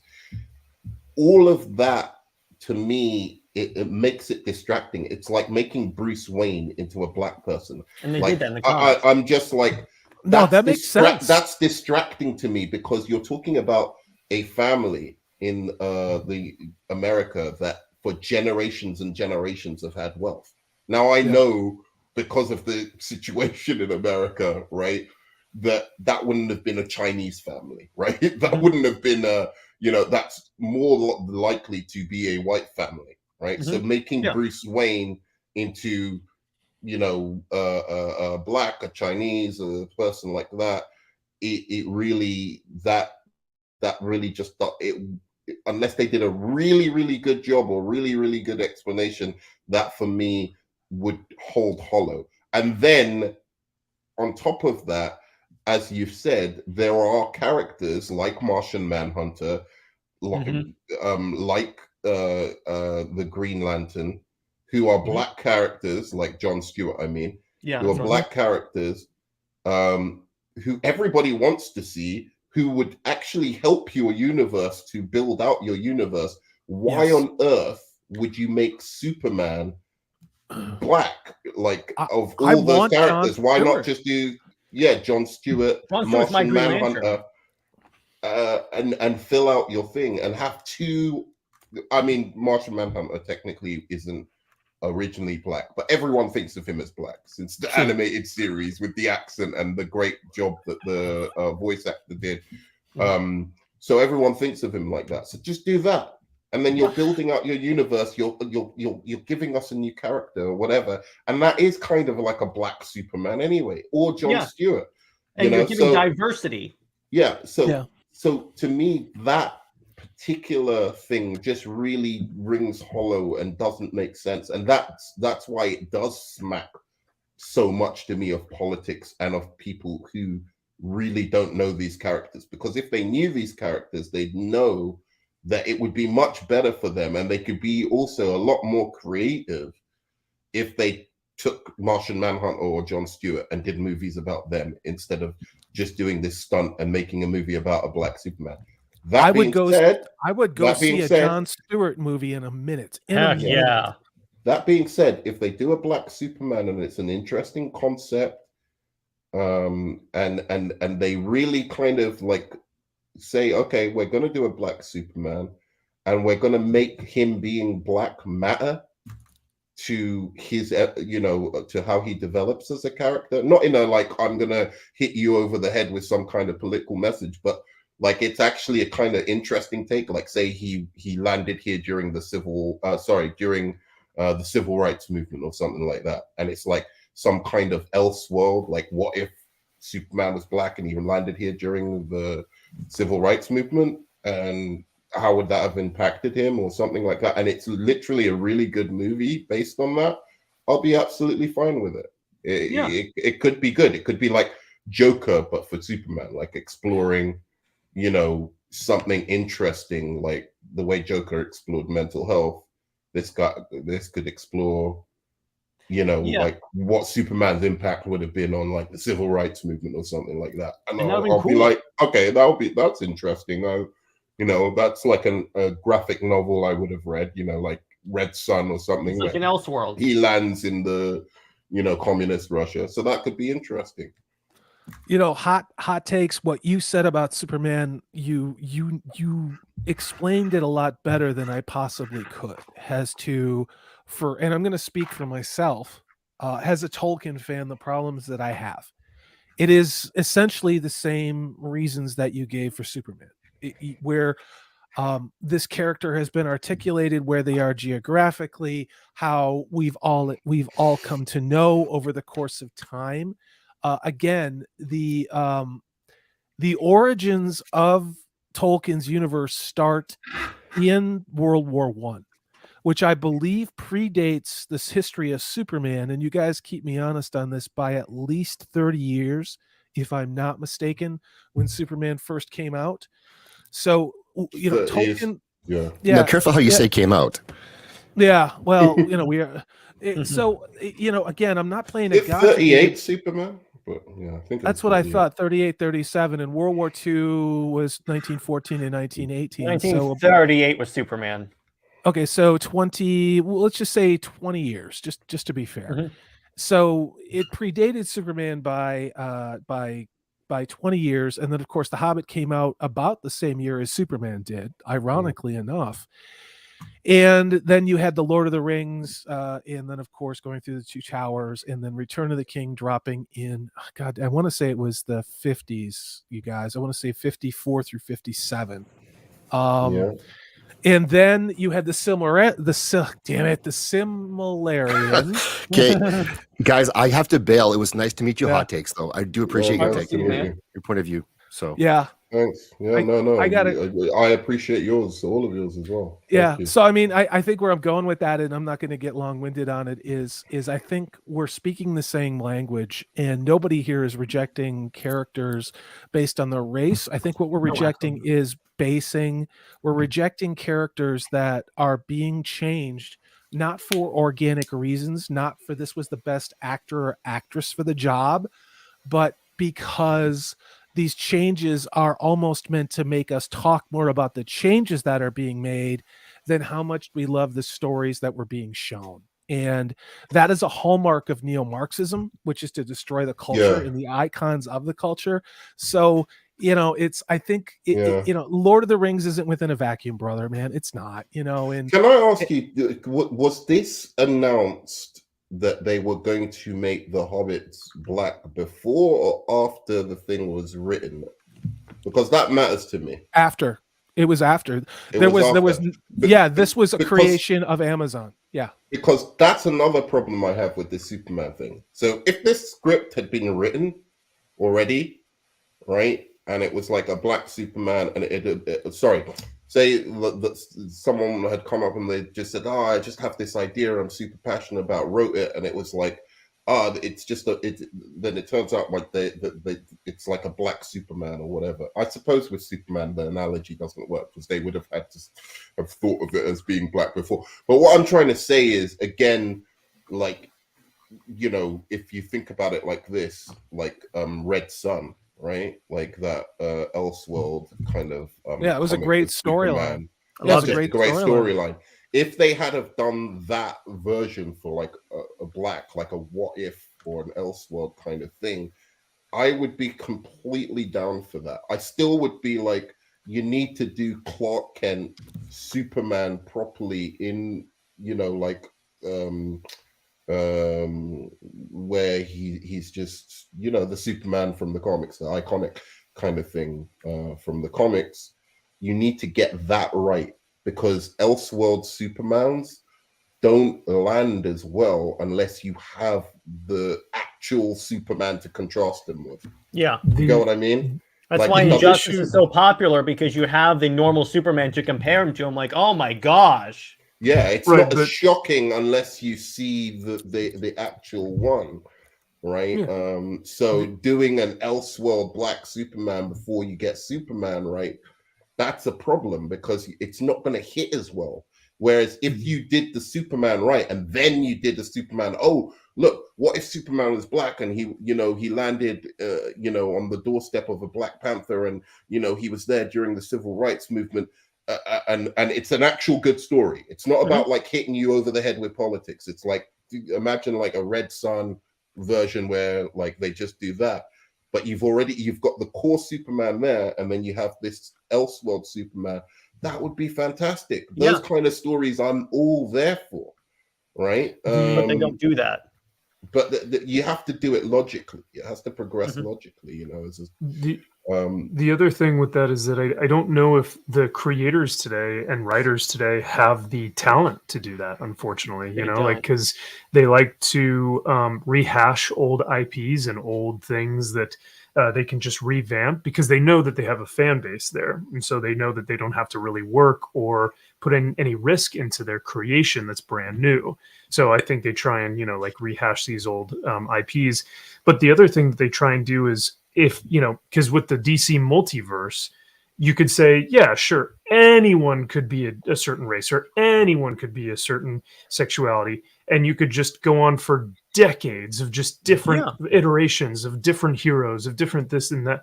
But what's the point? What are we getting to? Like, why? That's always what I want to ask is why? Why do this whole multiverse thing that is so massive? Because then you get away from the core of what the character is. And that's, I think, similar with Lord of the Rings, because anyone can write an adaptation. Anyone can write a fan fiction. And, you could say that about fantasy. Well, it's fantasy. Anything can happen. The rules are endless. But then that ruins the actual story that has been given rules and a framework and characters and stuff. And so that's my only issue with it. I will actually leave on that though, because I do have to head out, guys. It's getting to be about the 3-hour mark, so I gotta go grab some dinner. I have to split too, you guys. So I stayed on about an hour longer. Tuesday's hot takes, hit me up. I'd love to keep going in the conversation. So, yeah, man. I'm doing this Star Trek versus Star Wars, so definitely I need a couple of Trekkies. So, Jared, I asked you the other day, and you said you weren't into it. Or something. No, I said I'll see because I thought that it was going to be on the same day as this. Oh, right. Okay. All right. Yeah. Hot takes. I also have a couple other recommendations for you that you'll dig. Cool. So, Jared, I'm going to split. Max, it was awesome. Hot takes. It was great to see you. You guys have a great rest of the night. Adios. You too. Later, Salty. Nice talking. And it was nice talking to you, Nerdman, and Jared. Always a pleasure. Yeah, thanks again for having me on today, man. Absolutely. It was fun. And thanks for showing up and staying 3 hours. Dude, absolutely. Hey, I mean, you came on to my show, like 3 weeks, and we were on for like 4 hours, right? Yeah. So, by the way, you guys are in your 20s, right? Yeah. You're both in your 20s because you were struggling with that 90s question, and I was like, the obvious answer is Mario. It's Mario and He-Man. Like they're if you're talking about the worst adaptations, you guys probably haven't seen them. The films, yeah. I did not see either. I saw the He-Man film, but not the Mario film. Man, the thing is, like, it was so big at the time, He-Man as well. Like I grew up with He-Man. By the power of Grayskull. See that butchered like that. It was just Anyway, man. A pleasure, guys. Thank you again for having me on. And Jared, next time we'll do we'll maybe like for films or movies we'll do like a whole sci-fi list or a whole fantasy list or something. That'd be really fun. And obviously, Nerdman, you're always invited. I'll send you a link next time. No problem, man. Yeah, I was a little bit upset when I had the discussion. I was like, man, I don't want to get in on this. All good. All right, everyone. Guys, take care. Hope you enjoyed this Comicsgate live, this Comics League live show. We will see you next week for our regularly scheduled videos. Gentlemen, thank you for showing up.